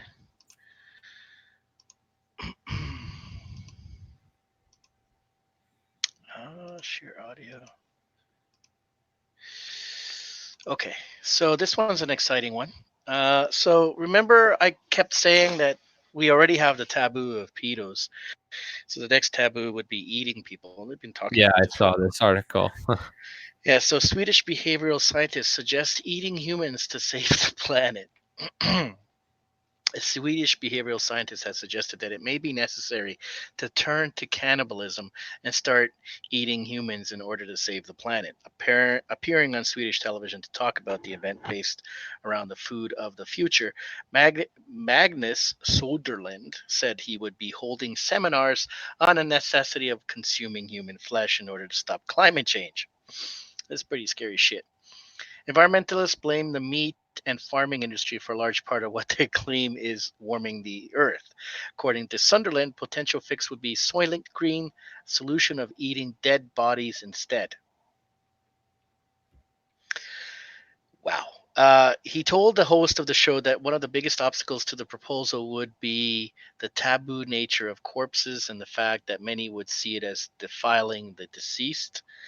I see it as just disgusting and unnecessary. Sutherland also acknowledged that people are slightly conservative. Okay. When it comes to eating things, they are not accustomed to such as cadavers. The discussion took place accompanied by a graphic of human hands on the end of forks. Lovely. Another proposal to save the earth, which has been promoted by numerous mass media outlets and environments, is only somewhat less disgusting: eating bugs. No doubt Greta Thunberg and Prince Harry will be the first in line for when cockroaches and human flesh eating is being dished out on the next International Climate Summit. So, yeah. Fuck yeah, I know. They want us to eat bugs, then they want us to eat human flesh. Like what are they prepping us for? Like as vegans, those would be vegans as well. I don't know. Did you hear about those vegans that went to that place in Alberta and protested that hen nest, and then they smashed all the hen eggs because they were saying like the hens or the roosters are raping the hens. So they smashed the rooster's eggs or something, right? But sorry, but yeah, no, it's hilarious. But no, Yeah, it's pretty gross. Like why would you even talk about anything like that? I don't know. Maybe a guy was trolling. Who knows? But I've heard. I told you they had in Germany. They had like a show where like an artist show last year, or I think it was 2 years ago, where they were actually slicing very thin pieces of humans and just eating it. Yeah, well, I've seen something where they were what do you call it? Cloning celebrities and then eating those, Yeah, like yeah. Kanye West and all this other shit. So, there's definitely going to be some people into that shit. I think they're trying to maybe prime us to get us used to it, maybe right now. So then when it does happen, we're not so freaked out about it. Kind of like with the whole pedophile thing. They're just, it's not so bad and they're not crazy and they're not this, they're not that, blah, blah, blah. So I don't know. I think sometimes these people, they have so much power that they're just gonna let's see what we can push on people. Let's see if we can get them to eat humans or think that it's cool or a good idea or something. Well, no, right? the CBC has been pushing that whole eating bugs thing several times. They keep rehashing the same old documentary. Um, it's you're not going to get enough. They keep talking about proteins, but bugs actually carry a ton of toxic bacteria that you can't get rid of. So, a lot of the bubonic plague was caused by fleas and all. You have malaria from mosquitoes. Like, really, you're gonna eat bugs? Come on. Right. Yeah, there's maybe some bugs that you could eat. I Well, wouldn't you eat mind them. trying. You can eat them, not me. Yeah, I'll stick to steak. I'd eat I'd eat grasshoppers. Those look like some of the only appetizing bugs that I would eat. Yeah, I'll pass. I'll eat dirt before I actually eat Grasshopper? I don't know. bugs. Like if you rip off its head and you Nah, stick them on, pass. I've like you stick them on a stick and you put like a bunch of them. You roast them over a fire. you know, So Julie asks, is there any confirmed diseases from eating human flesh? Absolutely. It's actually called prions. right? And Like shaking disease, right? yeah, it's the same as mad cow disease. Mad cow disease, the prions were passed on to humans because they were feeding cows to cows. So that's a form of cannibalism. And yeah, it's a huge risk of eating other humans. So, Right. and especially corpses. Like because when the body when you die, often I have a friend who works as an ambulance driver, and he is a first aider as well. He said that when people die, their corpses just literally blow because of all the bacteria quickly eat and cause a lot of gas in the body. It happens like almost instantly. The body will go into rigor mortis, but the bacteria already start eating and basically causing all kinds of toxic materials in the body. Like, why would you even Yeah. consider that? It's just Yeah, you need like people in hazmat suits to come clean up after somebody dies. If these people are so willing to, save the climate, then why don't you be the first ones to take up a rocket and go to Mars and start a new colony there for the good of humankind, right? Right. I don't know. These people, like I say, they want you to be the guinea pigs and stuff, and then while they can go and jet around, they're going to be eating like filet mignon or what's that really expensive, like Kobe beef. Kobe Actually, beef. half of it's not even real. I don't know if you watch some of these shows; they're actually gluing a lot of meat together. So, Yeah. uh, I think it's a lot of bullshit. We need to start having cleaner foods, smaller. We need to stop inviting people to come here, right? We have too many people, and how are you going to feed them all? And now we have a problem with the sewage, and we just cut. I actually did a few videos. I need to put them together. I need to string them together. You're going to see as I drive through the area of all of the condo developments that are going up, and it's springing up so fast. Who's moving? Who's buying this? Again, it's people that they're bringing in, and how are they buying it? Because most of these people can't even find work. If local people can't find work, how are these people finding work? Right. Hey, Ed, you there? Well, just making sure. Okay, he's probably having some issues, but I want to show this one video of this because it kind of had something to do. It's gonna lead into that, that Hassan Guillet guy. I don't know if you've heard of him. That guy that had to leave the Liberal Party because of his anti-Semitic comments that he apparently made, right? But really, they're not. I read them and they're really benign. But it's B'nai Brith, and they're like, "Oh, you better get rid of him." And the liberals just were scared, I suppose, or they didn't want to lose their Jewish funding or something. But I got a couple other things to do with a couple of Jewish people that I saw. And, you find these constantly, online, and I can find countless examples of shit like this. But here, I'll show you. Let's see here. The Rockman. Sorry, one sec. Quitting a party. One sec. Sorry. No worries. And when you're done there, I actually have an update on that court case with that father who lost his child to a bunch of SJWs who were going to take his daughter and now feed her male hormones. They went to court. Right. Yeah.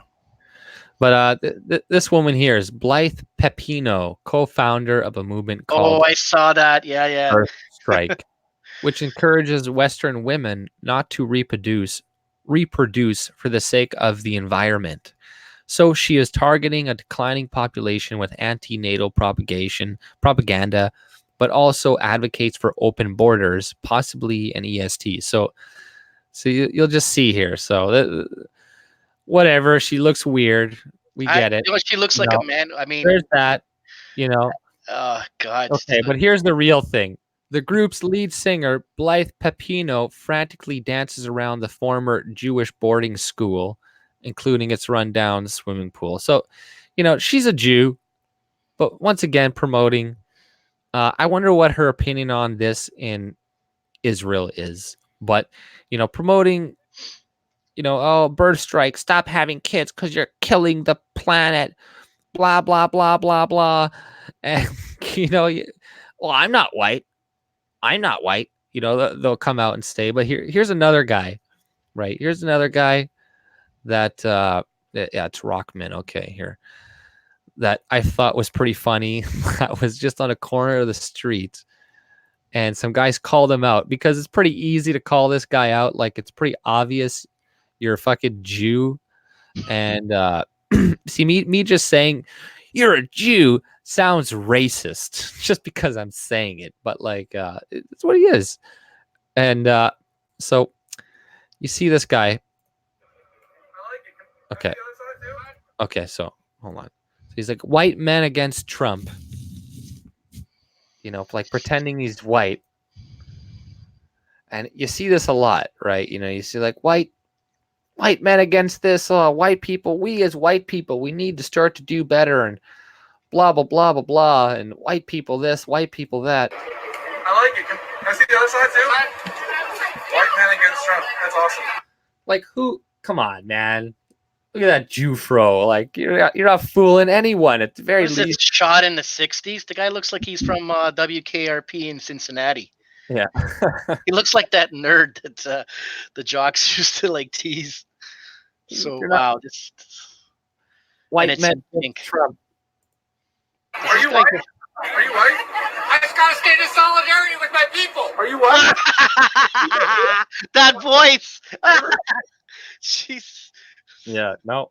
He's like, look at him. He doesn't know what to say.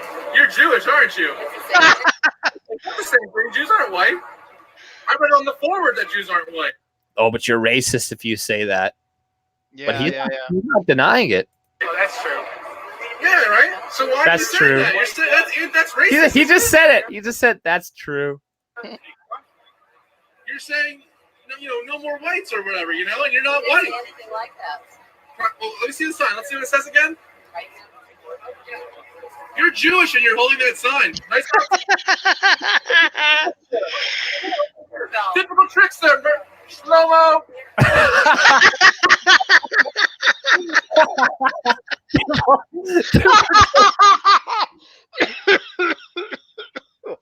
Oh my god. Oh, that's funny. Oh shit. Typical trickster. That was funny. I got that. Okay, all right. Trickster, slow-mo. Okay. I like it. Typical trickster, slow-mo. Typical trickster, slow-mo. I like it. Can I see the other side? Oh god. Oh. Trickster. Typical trickster. That was good. Like, I didn't even catch that part before. All the links are below the video and the descriptions for all the things I've shown today so far. I put them in the description below, but I thought that was funny, and I thought like that guy just, but to because of the same context, or not context, but the same theme. I'll share the story of the former liberal guy. So I don't know if you guys want, I guess we'll watch the video first, because he's come out and he said that he wants to be reinstated, which is great. And I'm like, I love this guy. Hassan Guillet, I think his name is. And he's hilarious. I like this guy. And, he's like, no, I want to be reinstated. What a moron. This is bullshit. I'm not anti-Semitic. And I didn't say anything anti-Semitic. And he didn't. The things that I'm reading, it's B'nai B'rith. And it's anything that you say that is somewhat supportive of Palestine or whatever is going to be like, hey, you're a Nazi, or you're a terrorist, and you're an anti-Semitic and you hate Israel or whatever. And yada, yada, yada. But I like what he's doing, because it just makes the liberals look worse. They keep kicking out minorities of their party too, right? Constantly. Well, didn't you read the memo? They don't like minorities or women. They're the useful idiots. That's all. Right, but it's just funny how he wants to come back, and it just puts the liberals in a really bad spot for them. Like it's kind of like a lose-lose situation for them, I think. I am completely shocked by the decision of the Liberal Party of Canada to unilaterally withdraw my candidacy 3 months after having won the nomination race democratically. I like how you're pointing that out. The decision came after accusations of anti-Semitism alleged by Nebright based on some public writings on. Look, he's Canadian. He's got the Canadian flag on my Facebook page more than 2 years ago. I confirm that I'm not anti-Semitic. On the contrary, I campaign and will always campaign against all forms of racism, including Islamophobia and anti-Semitism. See, he said it. He said he's not anti-Semitic or Islamophobic. That's all the proof you need. Last Friday, a representative of the Liberal Party gave me a choice to withdraw for personal reasons or the party was going to exclude me. I was given an hour to make my decision. Is that woman? Is her arm getting tired? I know. Like, come on. She could hurry it up. For personal reasons, because I refuse to betray the dreams of all those who believed in me and gave me their trust. When the Liberal Party of Canada discussed with me my candidacy 2 years ago. He doesn't want to betray the dreams of the people who voted for him. No, he just doesn't want to betray his wallet and his pension. No, I want to. This is my power. I want to stay here. Publications on my Facebook page were public. The party either knew or should have known what it contained. Why then, if these words were so problematic, my candidacy was accepted? Why? Yeah, good point. Yeah, you know what? That's the thing. He's right. All of his statements were public information for years on his Facebook page. All this. He's like, so why? Why was I accepted?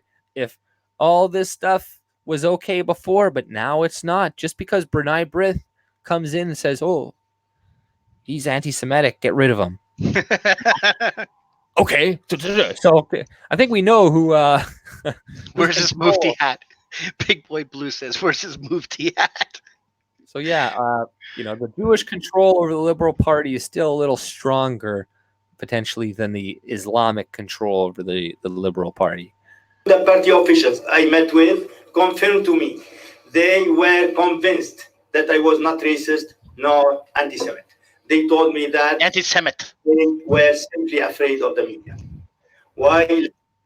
That's what they told him. They told him that they were afraid of the media and of the terrible, coverage that they're going to give to liberals. And so, like, what are you talking about? They give them softball coverage the majority of the time. But, that was just their excuse to be like, we don't want to lose a lot of the money that, I don't know, these organizations are giving us, for keeping you on our party or something, or, potentially, yeah, Brunei Brith, maybe they got all the big wallets too. They can fund a lot of campaigns, maybe, I guess, to start saying like, the party is hiring anti-Semites, blah, blah, blah. But it probably has more to do with money, in my opinion.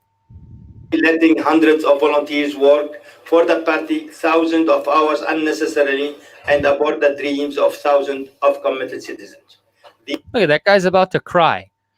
He wants the guy to run. Guillet Hassan or whatever to run. These citizens and I feel betrayed and victims at best of incompetence and at worst a bad faith. Why do we need to see those people filming? Appeal to the Prime Minister to ensure that the party complies with its own rules and the democratic choice of its members, and to cancel last Friday's decision and reinstate my candidacy. And oh, there you go. Hey, Ed, you're back. How's it going? Can you hear me? Check 1 2. Yeah, can hear you just fine now. It was you're having some issues before.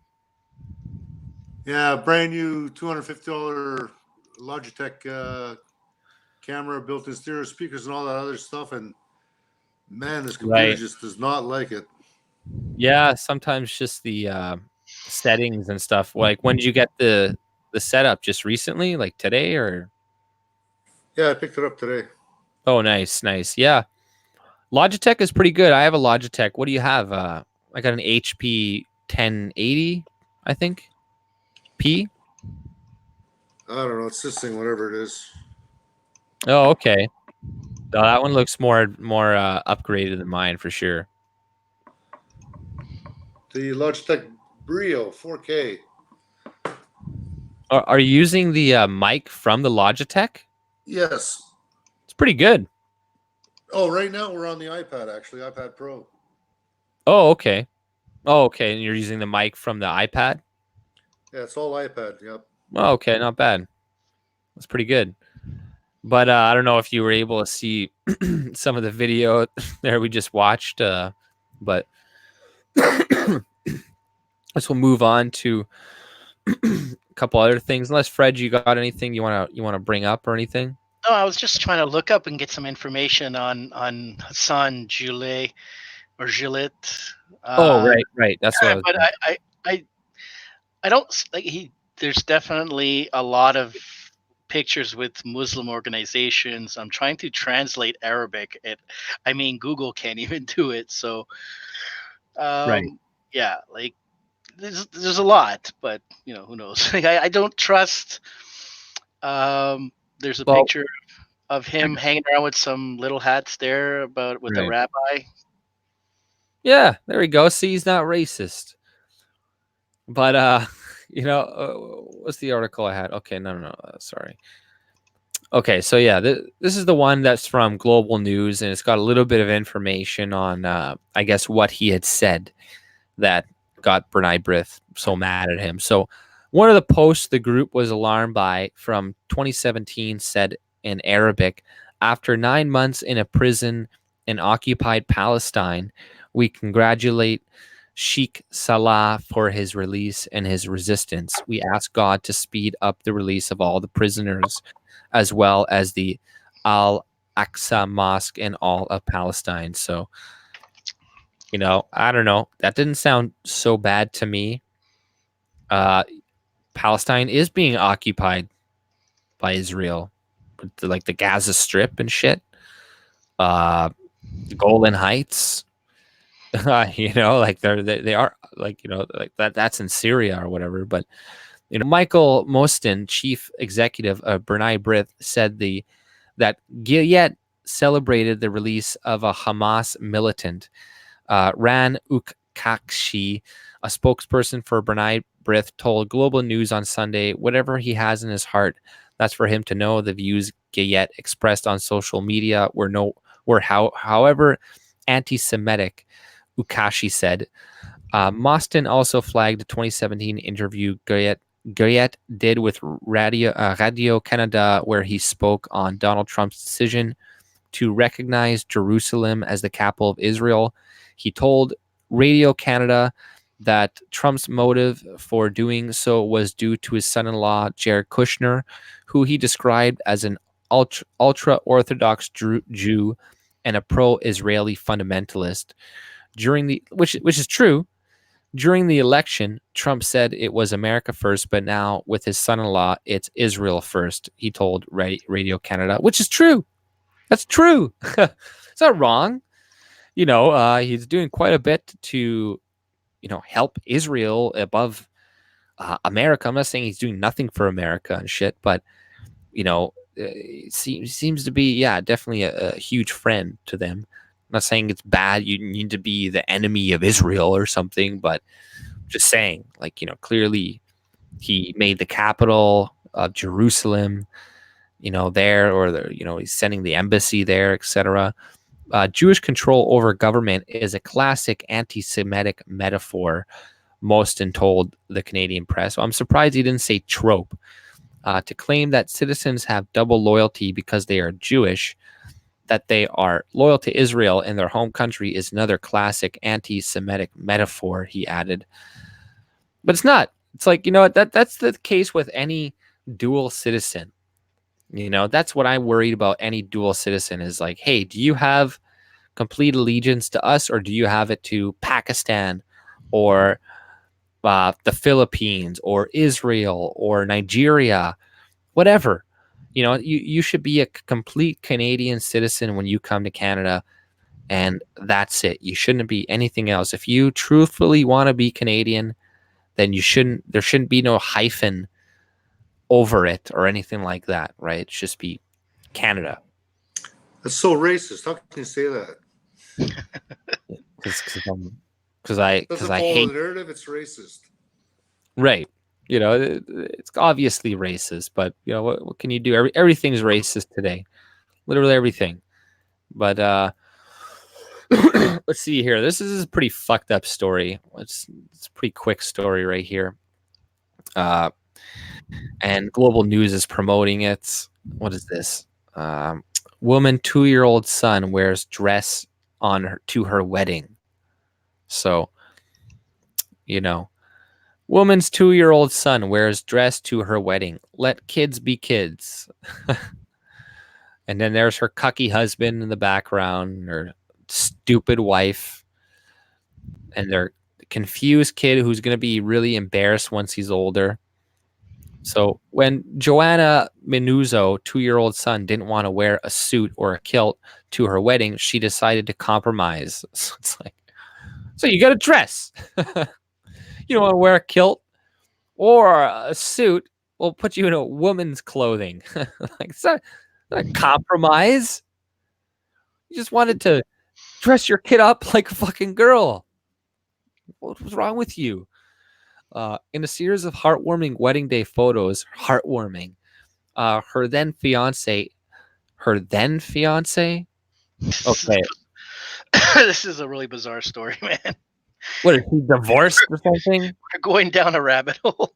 Helped their son, who she refers to as Master S, put on a periwinkle blue dress. Master S, okay. It was, I don't want to give out his name, but I'll, put his photo out and him in a dress. That's okay. It was as simple as seeing his big sister, Miss H, 7, and 6-year-old Miss M wearing their own dresses that made him want to partake. You know what? You gave your fucking full name, you idiot. They can figure out your kid's name. Like, you got your face. You showed your kid's face, and like, good luck. Good job protecting their identity. Wearing their own dresses that made him want to partake. I guess the other ones are kind of safe, but people they can search your name and figure out a lot from that. But he saw his sister's dress and wanted one. Minuzo, 39, told Global News. He wanted to know where his dress was. He wants to be just like them. I was worried about what he will think when he's older, but this is real life for us, and I don't want to sugarcoat it for the sake of some photos, she continued. What kind of nonsense rationalization is this? This is real life for us, so I had to throw a dress on him because this is real life. What if her kid thought they were like Superman or Wonder Woman? Like, would they throw him off a building? Here's the cape, go fly. It's like this is just what a terrible mother. I think terrible mother. You know how they at the schools now they're giving EQAO tests, because I said it before. I'm going to say it again. There was a teacher, they couldn't figure out fractions, so they had to get another teacher to come in and just try to figure that in front of the kids. But also they were doing the solar system, so they would say Sun, Venus, Earth, Mercury. I was like, what? Are you serious about that? And there's one teacher there that actually believes in flat Earth, but she wouldn't voice it too much because the kids would just tell their parents. But yeah, so I think parents should have a kind of an EQAO test for standards. Point Fire says her son's name is Greta. Good one. My 11-year-old nephew told me that his teacher has been telling him how great Trudeau is, and he's the best prime minister we've ever had in this country. Yeah, I'm getting the same thing. Are you serious? Yeah, I'm serious. Needless to say, he had a good half hour lecture, and it got, let's just say I was very colorful in my Yeah. description and stated a lot You of listen to facts. me. I said, don't listen to me, but I'm going to tell you some facts. And I went on for a good half hour. Right. I said, I Yeah. hope we'll never have to have this conversation again. Think for yourself. Search for the truth. Don't believe everything you hear. Right. Yeah. And that's the thing, these kids, they're growing up and in schools where the majority of them are filled with women. Okay. Yes. Yeah. Majority of teachers are women. They grow up in single mother households. So they're surrounded by women the majority of their life. And, the majority of women, not the ones here, vote liberal, vote for the left. And it's just, and the ones that, and then if you go into university as well, that increases the odds that you're going to vote liberal even more so.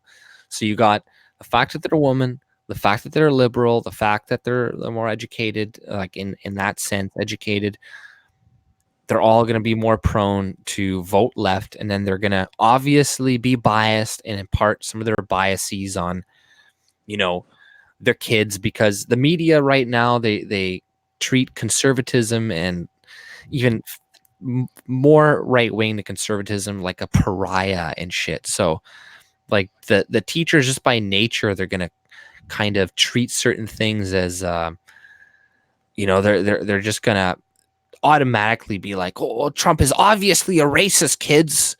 And then that's a statement of fact. We can't even debate that thing with, like, it's kind of like teaching the kids about Hitler to them. They're like, oh, well, they can't like teach unbiasedly about current day politics or anything like that. Like look at Trudeau. You look, it's boomer women that are the most for Trudeau. It seems like it's just boomer women, and they're just like, Faye's gonna get mad at you. they're like, oh, we love Trudeau. You know what's really funny? It's like I had the same situation. My son's in class, and the gym teacher comes in. It's a guy, and like he's a little bit frumpy looking, and he starts talking about how Trudeau's awesome and stuff. And my son kind of says, "You know what? You're just a gym teacher. Why are you teaching this class?" Right.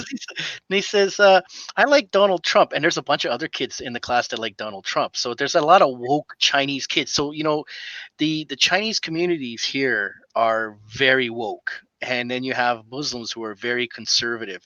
You know who they're going to vote for? They're going to vote for someone who's more conservative, not bring in, like, have a, I don't know. It could go both ways, right? Because I have no idea, but there's a lot of hidden agendas. But I know the Chinese are not going to vote for Trudeau because they definitely don't like this same-sex gender fluidity stuff that's being taught at schools.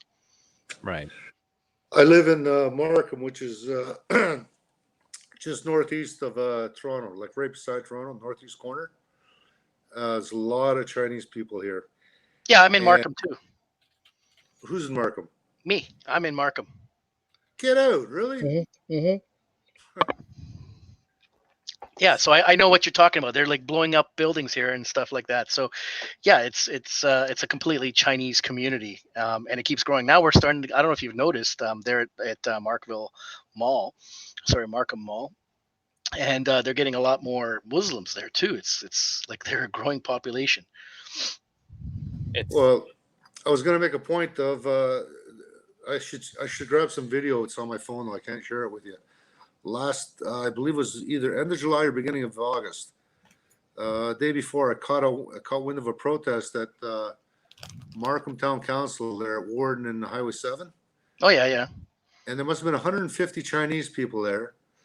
And they were talking about not allowing the mayor to allow Trudeau to set up a enclave of illegal immigrants. Yeah, and then the petition. Scarpietti was actually calling these people racist. Yeah. Yeah. Well, so, you know what? And then about an hour after it started, guess who shows up? Trudeau? No. There's about half a dozen kids from U of T, and a couple of the parents actually spotted and recognized the girls, along with union leaders, QP flags, Oh boy. What's that other union that QP falls under? The really big one.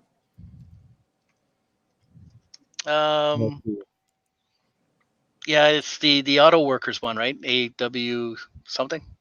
I don't know. It's a They're, big they're one. all the big one. Yeah, they fall under the auto workers as well. So, anyways, they're asking me to take off my Northern Guard jacket and take off my Canadian Combat Coalition hat. And it's okay, fine. I appeased them because I was one of the 3 white guys that was there. And it was cool. Like, I appreciated what they were doing. And I just wish more people from the community would have showed up. But to say there was a skirmish would be putting it mildly. And within 10 minutes, there must have been 30 York Regional cops, along with a couple other undercovers there. So, yeah, I think Chinese people are woke. And the fact that they're bringing these illegal aliens in and they're giving them priority is really offending a lot of the people that waited for years and years and years to get in. You know what? Like, nobody likes diversity if you really think about it. Look what's happening to Nigerians in South Africa right now. They're being lit on fire. It's not a good thing, but I'm just saying, like, I was listening to a guy from South Africa speak, and he sounded exactly like we do when we're talking about immigration and stuff. And then people that are coming in, they're like, because South Africa is fairly rich, right? Comparison a lot of other places in Africa. And the lady, she's like, oh, but what about, well, you have homeless people in your country too, because he's like, oh, these Nigerians come and they beg and they want money and they this and they're that. And then she's like, well, you South Africans beg and this and that. He's like, well, it's their country. They're allowed to beg in their own country. They can beg there. It's like they can't. They have to go, blah, blah, blah. But, nobody likes diversity. Everybody just bullshits about it so they can get more of their people into the fucking country. But nobody likes it. Chinese people don't like it. No, only white people are stupid enough to fucking buy into that shit. Well, But the half of the white people. Again, it's the indoctrination that started in the 30s when they came over to the States, all from the Frankfurt School. It's all count off 1, 2, 3, 4, 5, the communist agenda or manifesto. Just they do it so slowly and so they make it sound so good and so nice, and people buy into this bullshit. That's what's happening. Yeah, you could say that. I mean, like, it even goes back to when Edward Bernays, Freud's nephew, and I forgot his name, the CEO of Netflix now, but Edward Bernays had, like, in the 60s, he had a slew of schools that he started, and it kind of blew up, where he would, kind of interview people and tell people what their job should be, right? So there was a flurry of people going out into the workforce that were psychologists from his school, from the Edward Bernays School. So it goes back pretty far in the past. The thing is that, when you let people infiltrate certain organizations or political parties, what do you expect, right? And this is the thing.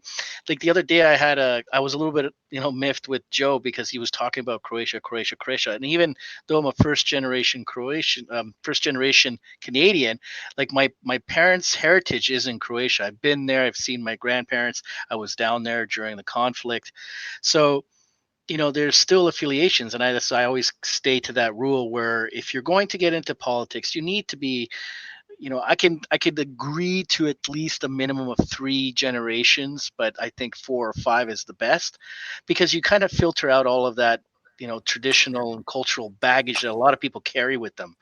And you run the risk of when you put even a first generation, if their family or someone of their family, relatives or friends or that country needs help or aid, you're going to be under a lot of pressure. Maybe you don't want to do that, but you're going to be under a lot of pressure to do that. And as Big Boy says, yeah, Bosnia in '97 was a horror story. And that's the thing. And even my mother was from Bosnia. She's a Bosnian Croatian.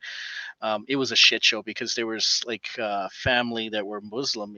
Her half sister had married a Muslim. Then she was kind of disowned from my grandmother, and my my grandmother preferred my mother, and there was some hostility there because that husband, that Muslim husband, controlled everything of that aspects of that family.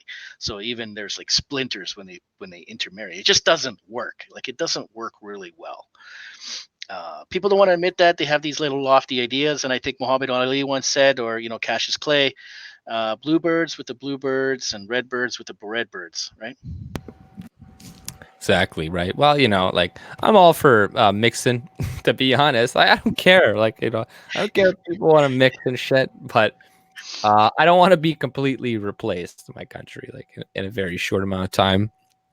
If you want to date a black girl, Asian girl, Indian girl, go ahead. Vice versa. I'm just whatever. saying that the success rates of mixed marriages is pretty Yeah, low. yeah, it's slower, I'm sure. Some marriages, a lot of them are. Apparently, black women and white men do fairly well together. Apparently, like, their divorce rates are pretty low. Well, but, like the black, the but the black mixed marriages, women here, and white men, but here, right? Like, it's specifically. yeah, No, because if they're raised and born here, they're more Canadian or American.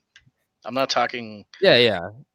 Right. Because, like, yeah, exactly. Like, culturally, yeah, exactly. Western women, they're, they divorce so often and shit now.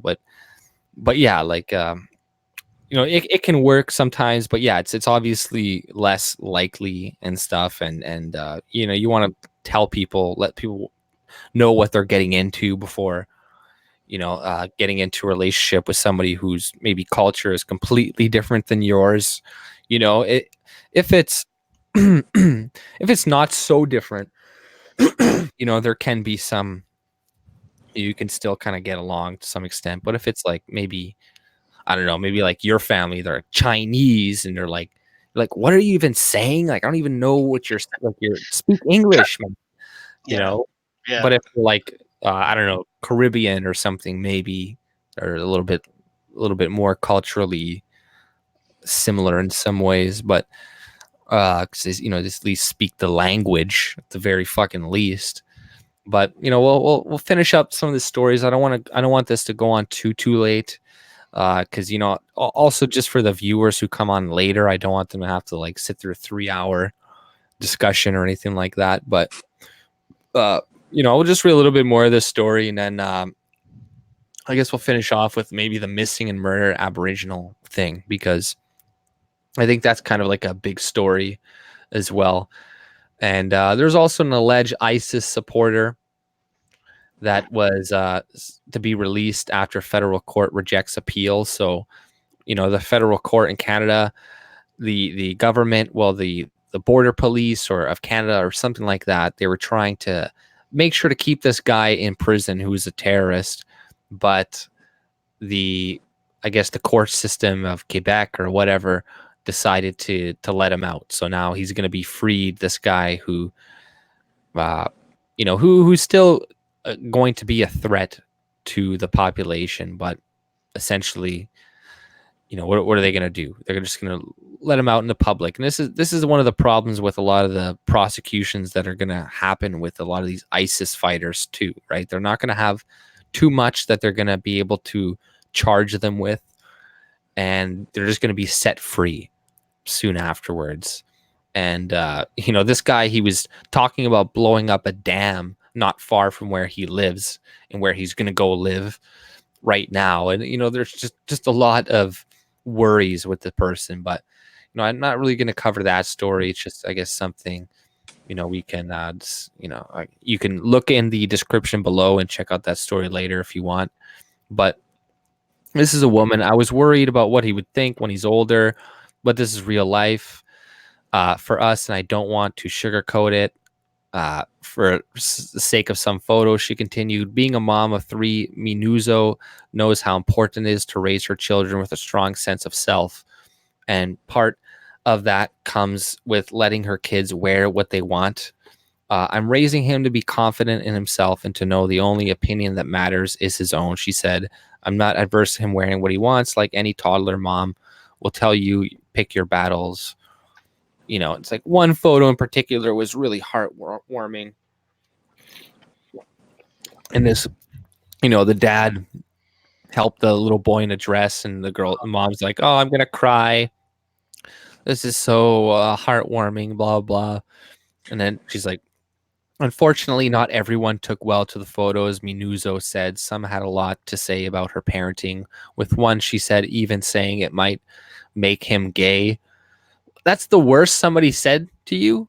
Like, man, I would say a lot fucking worse to you. How about you're a piece of shit parent that Yeah. you don't realize that you're responsible for how this kid turns out? And if you don't have the fortitude and the insight to tell them what's the difference between right and wrong and set boundaries, this kid's going to go nuts. And then he's going to become a ward of the state when he smoking crack at the age of 12. Right. Now it becomes our problem. Thanks, Mom. Yeah, exactly. Before he's flossed and tossed about with pedos in one big circle. Like, I mean, like the pedos are just waiting for this, right? This is like easy pickings for them. Yeah. So you can get a year in jail just because you write satirical newspapers in Toronto. But if you marry someone under the age of 9, it's only 2 years in jail. How does this work? Right. Thanks, Trudeau. Yeah. Yeah, exactly. Didn't he? Yeah, he legalized, or he made it legal for bestiality again or something. I don't know. So a lot of fucked up shit in Canada. That's There's a lot of allowed. lonely goats out there, right? Right. But and that's the thing too with this kid. A lot of kids that have that consider themselves girls for like a day or something outgrow it in usually a very short amount of time. And a lot of these parents now, they're like jumping the gun. They're like, "Oh, okay, well, we'll put them in some dresses and we'll beat them all these drugs and nothing can go wrong. Everything's fine," But what's happening when you put these kids on these drugs, you're effectively sterilizing them. That's what you're doing. They're sterilizing all these fucking kids, and they're gonna regret it. And yeah, they're gonna grow up. They're gonna be on drugs, and they're gonna be wards of the state, like you said, dependent on people or drug addicts, mass murderers. Who the fuck knows? I could only imagine how I would feel after waking up one day and being like, fuck, I can never have children again. My dick doesn't work. I can never go back. Like, this sucks. Like, I'm going to take you all with me because you said this was the right thing to do. Bah, so nothing good can come of this type of shit. But they're going to go full steam ahead. They're not stopping, it seems like, right? Yeah. But I blame the parents. The parents, yeah, the kids are a reflection of the parents. Period. Of course, if the kids messed up, it's because you messed them up. No, Yeah, 100%. The parenting these days is non-existent, right? It's video games, cell phone. They stare at the cell phones. They don't. Both parents are working. They don't pay attention to the kids. They don't ask them what's going on in the school. It's a bad thing. Why are both parents working? Because that's how they want it. The feminists wanted that, to take away time between the husband and wife, and to take away the union between a man and a woman and the kids. Yeah, destroy the nuclear family. This is all part of the Communist Manifesto. Started here in 1933. Thank you, Frankfurt School. It's been festering and building from behind slowly. And here we have it today. We don't even know what was done to us. I was asleep till a few years ago. I had no idea. Right. Yeah. I think that's the case with a lot of people too. It's only the past few years that a lot of people have been waking up, right? I think the last 4 or 5 years, it seems like to me, that right around Trump's election, maybe a little bit before then, that a lot of people started to just not buy or at least not trust the media at the very least, and start to question things more. And whereas before, I think that wasn't happening as much, and I think it's thanks to the internet thanks to probably YouTube to a large extent. I think a lot of people have found a lot of information on YouTube. You know, there's a lot of bullshit on here too. Don't get me wrong, but I've definitely changed a lot of the ways that I think from watching different people and seeing their perspectives. You know, I don't know how it is for you guys. For me personally, I got really pissed off when I heard that Black Bloc was trashing bank buildings downtown Toronto. I'm thinking, hang on, I own bank shares. Those pricks are destroying my financial investment in those banks. Insurance or someone's gonna have to pay for it. It ain't those shits. Right. And I was so pissed off. My girlfriend was saying, "That's it. I know I got a bum leg. I might get some shots, but I'm going down there and beat the hell out of them if the cops can't do their job." Right. And that was a turning point for me. And then you start watching Rebel Media. It's like, okay, this is starting to make sense now. Right. Go down the rabbit holes. Go down the rabbit holes. Go down the rabbit holes. It makes sense with the reality you see, Yeah. right? Go ahead. I think it's faith too, right? Faith was, I think, the catalyst when you saw what's happening at Roxham Road, when you see these people with suitcases and just saying, you take me in now, you carry my suitcase, and you see the RCMP, like, I don't know, man, they're just coming over and helping them cross over illegally. So yeah, it's I think that was a big wide opener or eye opener for a lot of people, because you didn't realize how much shit was going down. When you heard it, like, people are talking about it, but when you see it with your own eyes, it's a different story. Yeah, I was down on Roxham Road June 3rd. Oh, you were? Okay. Yeah, and I'm a little bit bigger than average. I'm 6'3", 290, construction worker kind of guy. Slovenian, right? Oh, okay. Hey, okay, Croat here. Yeah, it's cool. Anyways, so there'll be no fighting. Yeah, no. You're not Serbian. It's okay. But anyways, I went nose to nose. I drove 6 hours with a couple of concrete blocks that I'd signed at the Ezra Levant show on the 2nd of June. I had about 80 signatures there on these concrete blocks, and I hauled them all the way out to Roxham Road. And we went down to the road, and I put them on a dolly, and I met another English kind of speaking French guy who was a separatist. We had a nice conversation on the way there. He said, "Yeah, you know, we've got the fleur-de-lis, we're kind of separatists." This is honestly the only reason why you guys are separating is because you're getting fucked over. And if you don't think we're getting fucked over, you have no idea what's happening in Ontario. We're in the same boat. The only thing you guys got on us is your women are on average much prettier than ours. That's it. We're pretty much the same damn thing. Pretty much bleed the same. We eat the same. We pay similar taxes. We got similar issues. Why do you think there's 60 or 70 people here joining the other 400 or 500 from Quebec today? Right. And then he starts to think, well, you might be onto something. Right. But I went nose to nose with the provincial cops, and I was speaking in English, like literally 2 inches away, nose to nose. And I'm looking down at these guys saying, so I drove 6 hours, and you won't let me go to the border. How is that right? It doesn't say do not enter. You guys are just here being assholes. I'm not going to cause any problems. You can search me if you want. But the cops are bugging me. They said, you're not going to throw those blocks on anyone, are you? I says, no, it's a petition, dude. Get real. Walk through the crowd. Made Faith Goldie blush when I showed up right at the front line with the blocks. Still good? Can you hear me? Yeah, I can hear you. So is how's she looking? Is she looking good? She look good in real life? You know, Faith has got that kind of charisma that can she knows how to work a crowd, eh? Oh yeah. She knows what to say, she knows how to say it. And the courage of this woman is just unbelievable. You know, to go into a lot of situations with minimal protection and yeah, like I mean, I have some reservations about her, but I still give her kudos.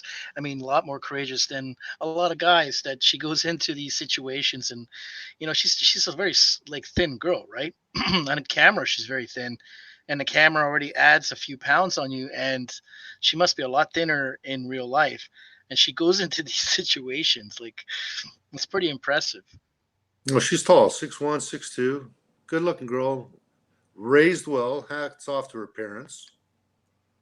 especially her mom, man. She's pushing the Christian king and country kind of narrative, whereas me personally, I want a new constitution here in every province of Canada. And I want to see a republic in Canada in, say, a year or two, like the United States of Canada. And let's get this country back and make it the best country, which it should be in the world. We have everything. Yeah, we got everything. We got all the resources we need. We got all the natural. We got all the energy we need. The land, the space. We feed a lot of the world with our crops. We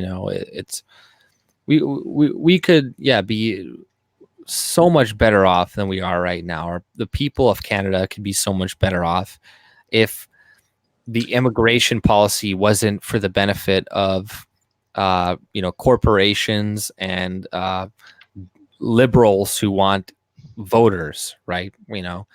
But they want power more than they care about the citizens of Canada and how they do within their own country.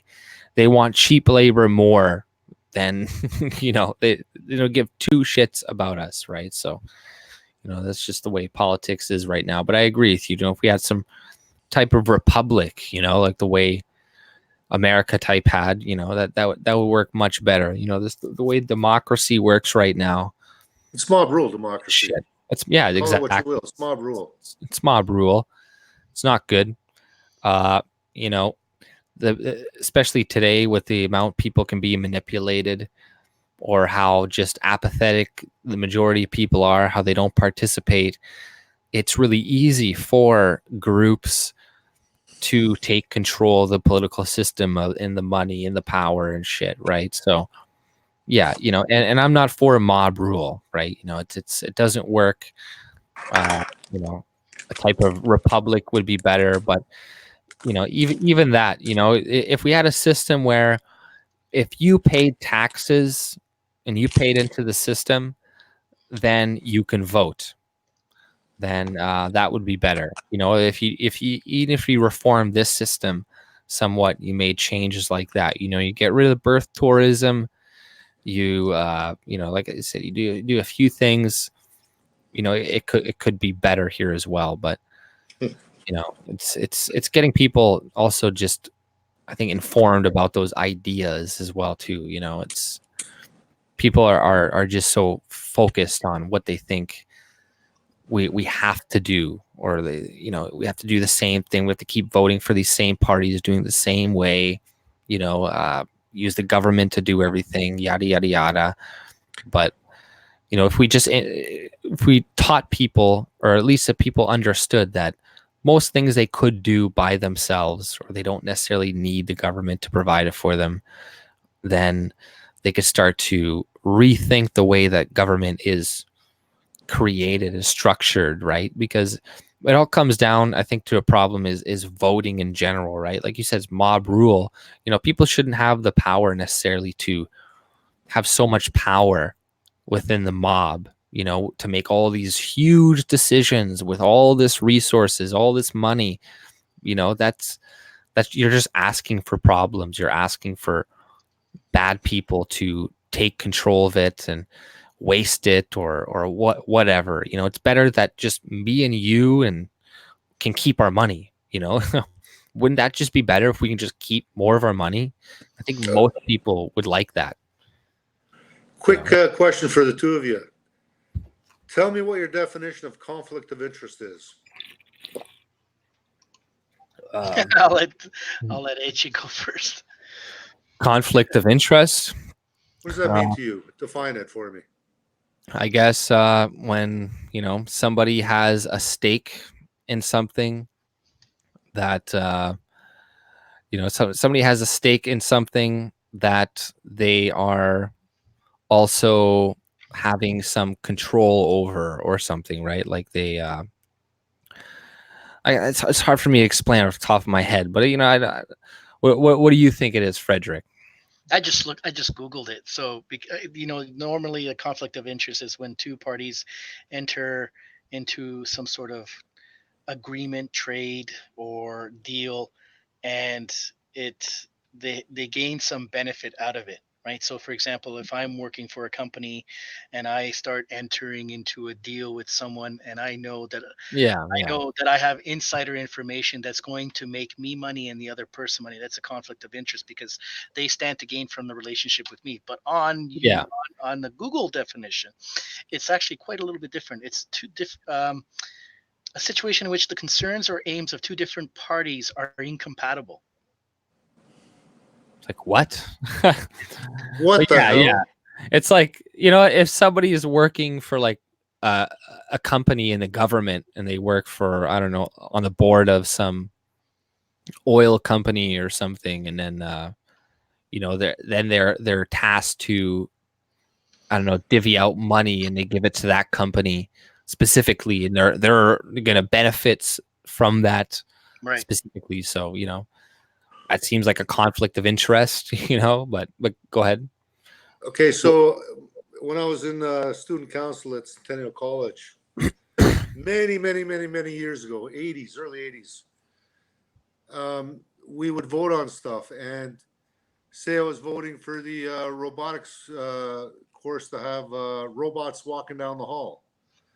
That would specifically benefit myself only, and wouldn't be benefiting the rest of the rest of the college. So I would abstain from that vote because I had something to gain. It's just like Trudeau saying, okay, so SNC-Lavalin is the biggest funder of the Liberal Party and brings in huge donations, and they always vote for us, but I'm going to vote to support whatever's happening with SNC-Lavalin. Do you see the danger there? And what a piece of shit that guy Trudeau is? Yeah. One of the things about serving and being in public office is you're supposed to take care of your constituents and everyone that you represent, not just the specific group that you represent. That's a conflict of interest. And that's gone out the window. When I was flying Zagreb a couple of years ago, you know where that is, Fred? Yeah, capital Croatia. Nice city. Yeah, beautiful city. And very bitter beer, by the way. Arlovats. I was sitting beside a girl, second year political science. And I says, and I asked the girl, I says, just out of curiosity, do you guys ever talk about conflict of interest? Do you know what it is? Says, yeah, we touched on it, but I'm kind of gray on the whole thing. Like, you got to be kidding me, right? Right. Well, yeah, you didn't blow a gasket, because that's one of the core tenets of society and this political system, what it means to actually serve. Well, yeah, if somebody's, like I said, like, on the board of some company and you don't know that they are, and they're also, working in government, and they have control of financing to this specific, development of companies and shit, and they're giving it to their specific company that they're working for. It's like, yeah, that's good to know, all this type of shit, but Trudeau, a lot of politicians just have that constantly, but nobody really calls them out on it too much. And when they do get called out on it, people are just like, oh well, it happens. Not a big deal. There should be harsher consequences for politicians. Well, that's not just the Liberals. I mean, there was a conflict of interest with Mulroney. There was a famous skit with CBC where he would walk into a McDonald's and he would ask for his kickbacks, and then he would go to the train station. He's like, "Can I have my kickbacks?" And then you had who was after Chrétien? It was he owned Harper. No, it wasn't Harper. It was just. Oh, you mean Paul Martin? Paul Martin, yeah. Yeah, Paul Martin. Skipping lines, who also sat on the board of Power Corporation. That's right. Exactly. Oh, yeah. Chrétien is now working for some Chinese companies or something right now too. And same with my previous mayor of Winnipeg. He was giving money to this one company that he had all these shares in, and now him and this company both bought this shit in Mexico or something, this big resort, or I can't remember. So yeah, it's fucking everywhere, right? The problem is this. It's like to rid humans of vice is very, very hard, especially when you're dealing with cold hard cash. Anybody will, the movie Wall Street, right, where the guy says, I'll sell your mother. The British guy tells Gordon Gekko, he says, you would sell your own mother and ship her COD, and they're arguing about the cash stock, and that's basically it, right? It takes, but the thing is, politicians don't regularly do not get into politics because they have like an interest in humanity. They get into politics because of their own self-interest, and if they happen to be fairly good, we stand to have a good environment or good society. um, but to expect that a politician is going to be, it's very rare there. And I think because of the cash flow, actually there's a story right now, it just came out on South China Morning Post, of a Chinese billionaire who actually brought in a bag of cash up to 100,000 Aussie dollars, which is what, 75,000 or something maybe. And he got caught, right? So there's a lot of payments to politicians from a lot of dubious characters. The problem is that they have laws and conflict of interest laws. Problem is we don't have a what would I call a law enforcement of RCMP with merit. No, I would like. RCMP with that has balls. Maybe we don't have. No, like we don't have law enforcement with merit, right? Because they too are paid off by the ones that are getting paid off. So the whole system becomes corrupt, and it's going to fail to collapse. Now, I was reading in another book. It's hard to get because this guy isn't really well liked, and I think he's a physicist by background. He talked about in bad political systems, the economies start to fail completely because the more control you have to have, the more you have to have people to become like servants, because you can't have freedom of thought. The moment you have freedom of thought, it means that people are going to want to commerce in fair trade. But if you wanna kind of tighten rules and you wanna enrich yourself, you can't have that because people don't want that. They want fair trade, fair commerce, and just leave me alone, and leave my money alone. But what happens is these governments, that's why they're now trying to control, and they're very short lived. Although it's like a very miserable life, but then they completely destroy the economies, right? Like, so the more, and this is what happened. Tito was running Yugoslavia pretty well, but I mean, he did kill his opponents. I mean, he kept a very iron grip on the country, and the country's economy was shit. Maybe you remember, but I remember my grandmother paying for a loaf of bread like 1,000 fucking dinars, which was bullshit. Dude, I used to go. First time I was over in the 80s, I said loud, I was there for 6 weeks. I figured maybe I can squeeze by $1,000 Canadian a week. You want to talk about the party around me, man? Eating the best of the best. Yeah. But I didn't realize how high a price women put on nice suits and good clothing. Oh So yeah, I was that's wearing all about my the Canadian fashion. tuxedo, cowboy boots, black leather vest, the dark mustache, thinking, who the hell is this bum? Get kicked out of bars and thinking, hang on, before I leave, can I buy a bottle of Jack Daniels? No, I want the big one. You pull out a bottle like this, it's more money to make in a year. There's a lot of sex tourism. So yeah, it's a totally different situation over there. Right. And all the farmers had tractors over there. A lot of people still using horse and oxen. It just wasn't happening for them. Nice. That's old school. Yeah. Horse and oxen. Fuck. Well, it still works, right? But I guess Frederick's country, there's a lot of sex tourism there, right? What are you talking about? Maybe in Serbia because they're so desperate for the cash. No. There was just actually, I don't know if you guys read. There was it's on one of the Twitters thing. I could maybe show a picture later, but there was a mass riot in a Serbian club in Belgrade because there was an argument between two girls who literally beat the shit out of each other because one said Tesla was Croatian and the other said Tesla was Serbian. So I mean, that fucking place is like such a messed up place. I mean, it's hilarious. But It's very nationalistic, wouldn't you say?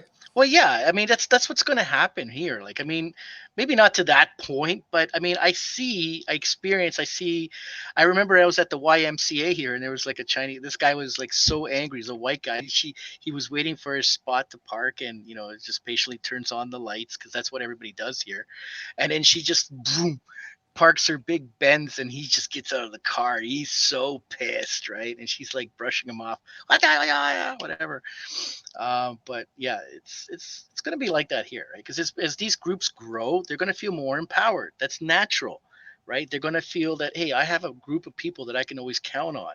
This is exactly what happens in China, right? You go there and you knock over an old lady, and then she's trying to extort money from you. You're just trying to help her up, and then you get a gang of these Chinese people who are crying out that you hate white. You're saying that she's telling the other Cantonese that you hate Chinese people, and then you get a cop there and he's trying to extort money from you. It's just that's how it goes. Well, they're rewriting history also. They took down Statue Johnny MacDonald. Yeah. But what they don't teach you is that we had to deal with the natives, $5 a year, education and shelter. And now they never defined the details of that, and the government was actually holding up their part of the deal. Now, the fact that these kids got taken away from the parents sucks large, but they were holding up part of the deal. Now, why is that such a bad thing? Well, yeah, like, with the whole treaty thing, it keeps getting revised every so often. Like, I can't remember what case they won. It was maybe in the 60s or something like that. But since then, it's like it keeps getting revised every so often. And then, every time that gets revised, it's like more shit gets given. It seems like more stuff gets promised. And you're like, for fuck's sakes, it's like, when is this debt ever going to be due? It's like, well, never, right? It's going to be used as long as we let it be used, essentially, as long as people buy into it and keep, listening to this shit that the liberals and the left push constantly about, residential schools and how we need to feel bad about what we did in the past. It's until people stop falling for that, like, fuck, it's just gonna continue. But like it's and I think people, they need to start thinking about, how do we actually help people? How do we actually help people? Do we help people by just giving them money?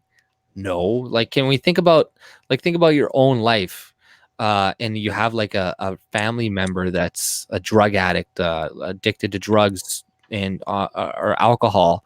If you keep giving them money, are they ever going to stop doing that? No, they'll never ever stop. So it's the same with, anybody and in life, with welfare, when it comes to the government and how we just keep feeding it to people. Well, they're never going to get on their feet because we don't let them get on their feet. We keep, we are kind of responsible in some way. Not me. I'm not responsible for the government.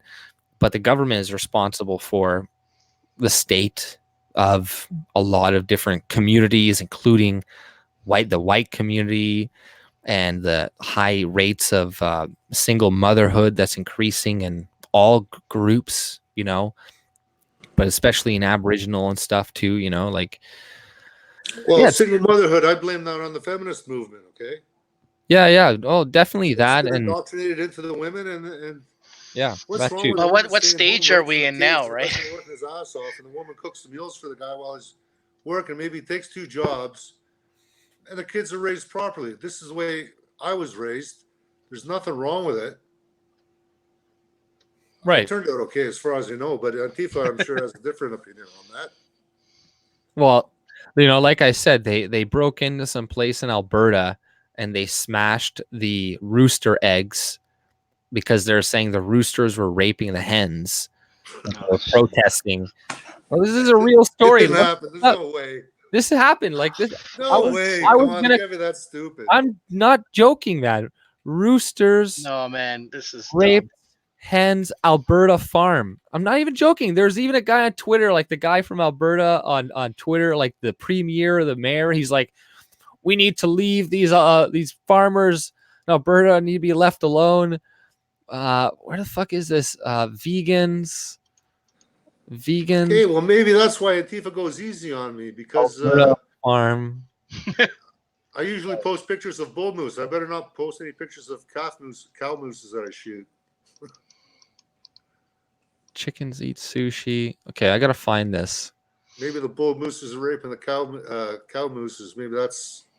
I'm shooting bulls, so I guess it's. Well, okay, they better right? not. Well, they better not drink their soy lattes. I was dating a farmer girl from Quebec, and they had a dairy farm, and fuck, like I didn't know it was milk was moo cow fuck milk, and how he had to inseminate him. It's like, okay, this is how I inseminate the female, and he just puts the whole thing, the glove in his arm, and he just doom puts it in. I'm like, what the hell is that? It's like, well, how do you think you get milk? You gotta get Where's her the pregnant. romance? So it's like, they might as well not drink soy lattes because it's like raping the cows, right? Against their wishes, because you didn't get permission from them. So how do you talk a cow, right? I know a week or two ago, some Antifas broke into, or animal rights activists, SJWs, whatever, about a half dozen broke into a chicken processing plant, and they rescued about 6 or 7 chickens. So someone's not going to get the chicken McNuggets this week. I want to ask you, Ed, what do you think about? So there's been a recent news article about what's that? Sorry, the Chinese guy that's running in the election for POTUS in the U.S. He has that nickname. Do you know AJ? Who? The Chinese guy that's running for POTUS in the States. Yang? Yeah. So you know that he's been promising $1,000 for everyone, right? Which is stupid because there's developers who make more than like 12 grand a year, right? And there was a recent study done in Mississippi with paying people $1,000 a day. So what they found out that the people would blow that money within like a week. And they would come up and ask for a follow-up check, a week after they got the first check. So it's not working because the guy that did I forgot his name now that wrote the book Managers Not MBA said, just let people keep their income tax. The stupid ones will blow it, and the smart ones will invest it. And you can't give $1,000 away to everyone. Like you're gonna tank the economy, and you're gonna get people who are just blowing they're not gonna be responsible because they didn't earn it. Actually, in Alaska, they pay people dividends, and I think there's some kind of incentive in Northwest Territories and Yukon also. I don't know if it's as good as it was in Alaska, but that got cut in half just a few months ago. So the Yanks are getting pissed off about that, especially the Alaskans. Up there, you're paying like $10 for a gallon of milk. Shit is expensive up there. But it's resource money they're getting dividend checks with, right? So just to prove to you, I wasn't lying. I got the article. Where is No, it's this? just so far out there. It's I can't believe someone would actually do that. But see, first there's this one guy who's like, hardworking farmers and ranchers shouldn't have to deal with harassment from illegal protesters. So this is Devin, whatever. So he's like honorable Minister of Agriculture and Forestry, farmer, small business owner. So like, okay, but there's an actual article too, but that's just funny, so that's a little bit more proof. There's somebody, actual minister, talking about it. But yeah, dozens of occupied turkey barn in southern Alberta protest animal living conditions. But I don't know. I heard they were smashing the turkey eggs and because they were raping the hens or something. But I don't really want to read the whole fucking story. But yeah, these vegans are insane. I think when all those cows died like about a month ago. there was like 80 cows that died in a fire or something. I don't know if you guys heard about that. I think it was in Manitoba, but a bunch of vegans came and like had a ceremony for the cows. And we're like, oh, they died, and nobody. Imagine if those were people. Fuck. Imagine if those were people that burned alive, and we would all be caring. And you're like, this is ridiculous. Now, do you see why they want to vote the change the voting age down to 16? To 8. Well, how whacked out are these people? Again, conflict of interest. If you work for the government, I don't get to vote who my boss is. Do you? Yeah. Do you? Right. Fred, you get to vote for who your boss is? The only thing I get to vote on is my pension and when I'm going to be kicked out of the office. That's it.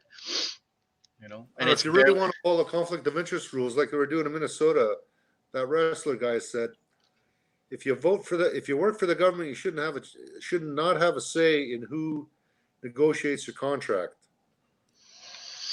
Fair enough, but that's never going to happen, right? They're going to have conflict. I mean, the thing is, nobody talks about this shit. Do you remember Orange? Do you remember Orange in Ontario with McGuinty? What, the helicopters and all that bullshit? Yep. Who went to jail for that? Did anybody pay a fucking fine? Yeah, but George Smitherman, and I'm doing this publicly over the air. George, when I see you, your nose is mine. I'm going to flatten that sucker. Look out. I'm coming for you. That bastard wasted more freaking money, took more taxpayer money, wasted more money, more corruption, more scandals, the gas plant, the coal thing. It goes on and on. The Orange Era was another one. The e-health shit he signed off on. He also signed off on the Green Energy Act. More bullshit. He single-handedly signed off on more destroying policies under the Liberal government. And then Bob Ray, another moron turncoat trader, goes and says, why wouldn't George Smitherman get elected as Toronto mayor? He's the best candidate out there. You just want to strangle these guys. And what about like Mazza? Mazza didn't get shit, right? He had his girlfriend working she was like a bartendress before, and she got that nice cozy job. And you had there was a bunch of other scandals. Like there was what's that girl? She was she didn't. I think she's still BC Liberal PM. What is her name? Christy Clark, and her husband with the train deal. I mean, you just the list of scandals and conflict of interest that's happening. I mean, people forget. You know, like for example, in Ontario, you have that. Remember that lady that was running Ontario Hydro, and they kicked her out, and then she sued the government because she wanted a nice, like, was it a $20 million pension, and then she got it. Like, it's insane. She got it? Yeah, she got it. So, I mean, like it just happens everywhere. And if actually Wikipedia has a really good list of all of the scandals in Canada. And there's many across provinces. Yeah. Well, you know, it's Canada's just ripe with it. Every government, I think, is ripe with it. You know, that's just, I think, inherent in the political system. You know, there is no good government, in my opinion. Like, I don't think you can make a good government. I think even a republic will eventually become a democracy. You know, like America was a republic. It started off that way. And then slowly but surely, you know, they made changes and it got weaker and weaker and weaker, you know, because no human, I think, can write a perfect constitution, because somebody can always come around and think of something that's like, you know, if we phrase it this way, or if we do this, then we can kind of get around it in this certain way, you know. So, you know, if people, I think, just adhered to certain principles, that would be better. But nonetheless, I think we're getting a little bit late here. I want to thank everybody for showing up. Ed, thanks for coming on, man. I really appreciate it. Fred, thanks again for coming on. And now we all know what you look like. So now I can make fun of you. So just making fun of my Arab physique and shit. But thanks for coming on, Ed. I really appreciate it, man. Hey, quick Yeah. question for you, AJ. Sure. Are you a kettleman or are you a mopper? Oh yeah. You're talking about that, the roofing. No, I don't do tar and gravel. I don't do tar and gravel. I've done it, but I didn't do the mopping. I didn't do the mopping when I was doing it. So you're pounding shingles on these days or what? No, that's shingling, right? You know, we do. You've been out of the roofing business for a while, eh? Really? Have you been out for a while or what? I just did a 24 square 80 mil PVC roof on an addition a week ago down the street from my house. Okay, so you're still We're the owners.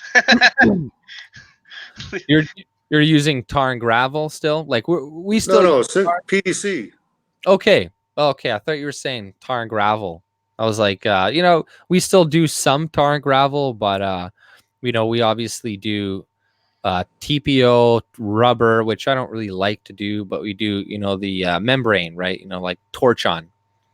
You know, torch-on roofs with you know, the ISO insulation and whatnot. I don't know if you do that type of roof system as well. Do you do that as well or what? I won't. I'll fix all those roofs. Actually, I'm going to look at a TPO roof that's 8 years old now that's leaking.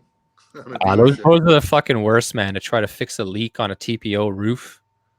It's like fucking ridiculous. I've tried to find those in the middle of like winter and shit, like -40, or like you break ice. Like fucking, I don't like TPO roofs for that reason, man. Like you get other trades, they go up on there and then they drop shit and it makes holes. And you're like, fuck, man. That's why I'm always pushing 80 mil PVC. I have yet to do a service call in 5 years. Seriously. Right. Yeah. With PVC? Yeah. Right. What do you mean? Like, you mean torch-on? Like, essentially? No. PVC, the original white roof. TPO is a cheap replacement. Okay, so PVC is what, like a thicker white roof or something? So it's plastic as well? It's a plastic, but it's polyvinyl chloride, right? Whereas TPO is thermoplastic polyolefin, which is like a plastic pail versus a vinyl window. Right. Okay. Well, plastic pails crack in the winter, right? They're hard, they're brittle. Right. It's cheap shit. I won't put it on. I've seen too many failures. Okay. Yeah. No. I have never actually used that specific thing. You know, I've used like I said, TPO, rubber. I don't really like using rubber. I don't like the glues and stuff like that. I'm not used to it. So then, you know, if you fuck up once, then it's like stuck on there and you're like, fuck. You're like, oh, screw this, right? But I'm used to more of the torch-on type stuff, right? You know, like cap roofing and you know, more of that, right? That's more of what I do. And then so Ed, go ahead. Ed, you're also a pilot? Yeah. That's pretty impressive. Yeah, I was putting up a 15,000 square foot airplane hangar up in Thunder Bay, winter of 2005, 2006. Thank God it was a mild winter. Wow. Right. But I was supposed to start in September and delays, and they call me in there. Material shows up first week of December. It's like, oh no. Yeah, no, I don't like working in the fucking winter, but I don't know, it depends. Like sometimes in the heat of summer, I'm just like, oh, I'm dying. And then you know, when winter comes around, I'm kind of like, okay, this is good. But then in the when it's -40, then I'm like, this fucking sucks. Or when it's like -30 for like -30 to like -35 to 40 for like a month and a half straight, and you're like, this is shit. It's like, you know, you're still working every day, right? You know, it's like just can't get anything done when it's that cold, though. Well, you know, it's hard to, right? It's -35. Like, you know, we did a tar and gravel roof in -40. You know, I was working with this guy Kevin, and it was like -40, and we had like my whole beard, my face, my eyelash, it was all white. Yeah, it's just all white. And I was like, fuck, man. I'm like, why do you work like it doesn't matter what temperature it is, you know, he'll fucking work. So I'm like, okay. I'm surprised you got so much work. I thought there were only like 30 people in your town. You know, there's like 800,000. You know, there's lots of work. I work outside. I've worked like, you know, I've driven. You know, I've done roofs in Saskatchewan. You know, Ontario and whatever, right, around the area. Sometimes you have to drive to small towns, right, to do repairs or something, stuff like that, or small roofs. So that's not too bad. I don't mind that when you're out of town for a little while. But I'm not a big fan of going out of town. Though some people, they go out of town for like 6 months straight, and I'm like, man, I couldn't do that. Yeah. Anyways, guys, been nice meeting you. Thanks for having me on. Yeah. Yeah. Off too much. Nice seeing you too, man. I guess we'll end this, and thank you all for joining us, and I hope you all have a great night. Take it easy. Take care. Ciao.